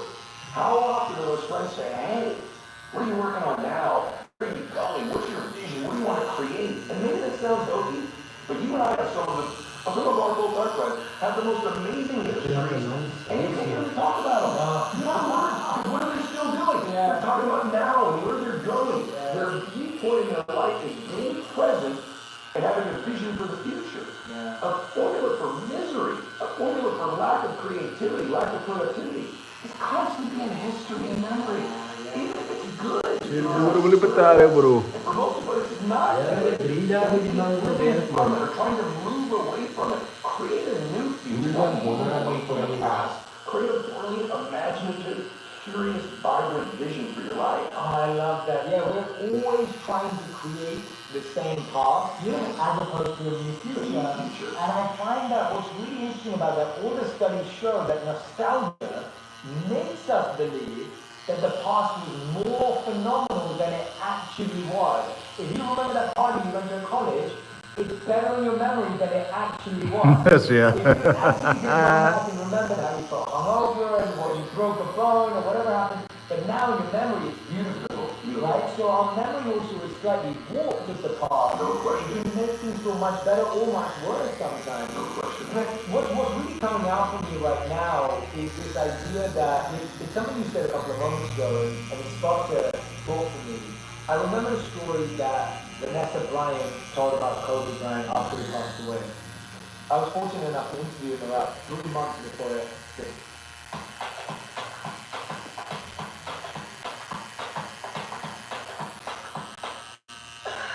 And don't forget your cough syrup. It's been a workshop for dry cough. Hello? Don't take a chance. Take Vicks Active Plus. Unlike other cough syrups, its dual action formula relieves both wet and dry cough. Vicks Active Plus. Before his tragic passing. And she told this story and she said that Kobe would play through every injury. Kaya nga sa Giza. He would play through every pain. He would play through Mari nga sa Giza. And she asked him, she said, Huh? why did he still play? Right? Again, going back to our curiosity. How many people you know your partner? Yeah. It's just her and him. There's no cameras, there's no... She's telling the story. Tuat say, ang orang ko.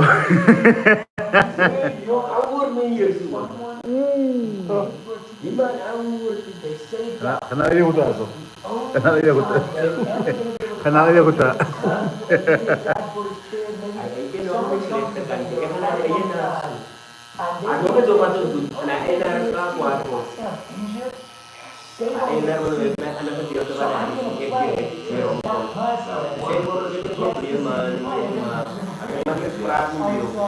That's love. That's what you were saying. Love for something is in the present moment also, right?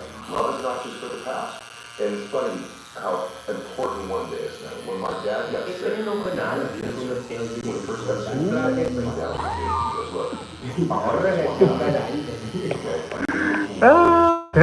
but I'm not going to pour poison into my body. I'm not going to lose my hair. I'm not going to deteriorate. I'm going to... Was lang klaar zien met je nou vorig jaar, nou bleef je weg. That led to 8 years of them fighting. Chemo, radiation, proton therapy, surgery, chemo, experimental Je dronk nog zo. Hoe ver is het Milan is, papa? Hier leer, papi. Wali worry.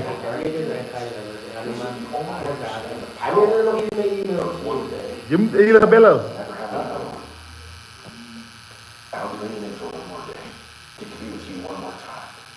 Give your mom a kiss one more time. Maybe I'll still want to cry about it with Mary. Maybe I'll talk to me for one more time. But the only thing is, I was actually with Kobe before he passed. We were in the same game. Our daughters played all. And ironically that day, I watched Kobe walk out of the gym. He had a couple dads left. It was late at night. He stayed, I stayed. And he had his youngest daughter in his arm and he was rubbing his other daughter's back. And I remember taking note of it because I was with Bella and then I had a shooting and I'm thinking, I don't hug Bella enough. I need to hug her. No joke, bro. It's in the book. I went, I gotta hug Bella one more time every day. Not just once a day. Plus one more time. My daughter's gonna get extra hugs because Kobe does that. What if I could have said to Kobe when he's back in his car, Kobe, one more week. Tell those things I love. Get it right. Whoever matters to you, make it right. Call your dad. Make it right. Call your mom. Call your family.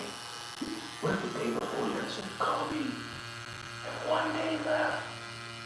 And my dad, same thing. I was with my dad when he had 1 day left. I was with my dad when he had 1 hour left. I was with my dad when he had 1 breath left. Yo, man, bro. 1 more minute. So big. It's so amazing. Why would we spend that minute in history? Why would we spend that minute in the past when we could be fully present and creating the future? And so, I think most people think, Jay, everyone else is going to die. I think I'm not going to. I'll get around to being happy. I'll get around to making my masterpiece of my life. I'll get around to my dream. I'm going to get around to fixing this relationship that's broken. I'm going to get around to feeling those emotions. And then it's another day, and another day, and they keep it in the distance until there are no more days. And I don't care if you're 18 years old listening to this, 28 or 48. We don't know if we have 1 more day, or 100 more days, or 1,000 more days. But we know this, there will eventually be a time where we don't have any more days. So why would we spend the ones that are coming looking at the past? Kan je weer juist dat gezegd hebben, bro. Wie wat net? De kleren. Die mens, als hij bang of hulle dood gaan. Hulle is bang waar toe gaan hulle naai dood. Daai is so terrifying.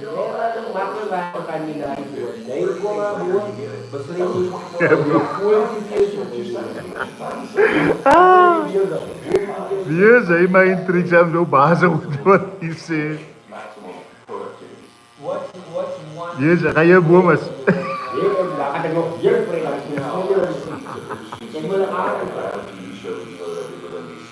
Kyk hier. But my one more important in my life. Ja, het de kiezen. Wie van hem oké kiezen? Yes, maar die 40 is. Moet hij kiezen maken. One more time every single day, just emptying my mind and trying to be fully present. And it's been work for me. I've got that busy type of a mind, but I have found that my peace in my life. Most of us have all these goals, things we want to do, and they're wonderful. And I believe in doing that. I think standards are more important than goals because I teach you this book how to set the standards that'll get those goals. But we really don't want the jet. We don't want the hit song. We don't want the amazing relationship. We don't want the $1 million. We want how we think it'll make us feel. And what if we began to become more intentional and outcome-oriented about the things we feel in our life? And it took me a while, but now that I'm older, when I feel strong, when I feel blissful, when I feel peaceful, is when I produce the physical things that I want, not the other.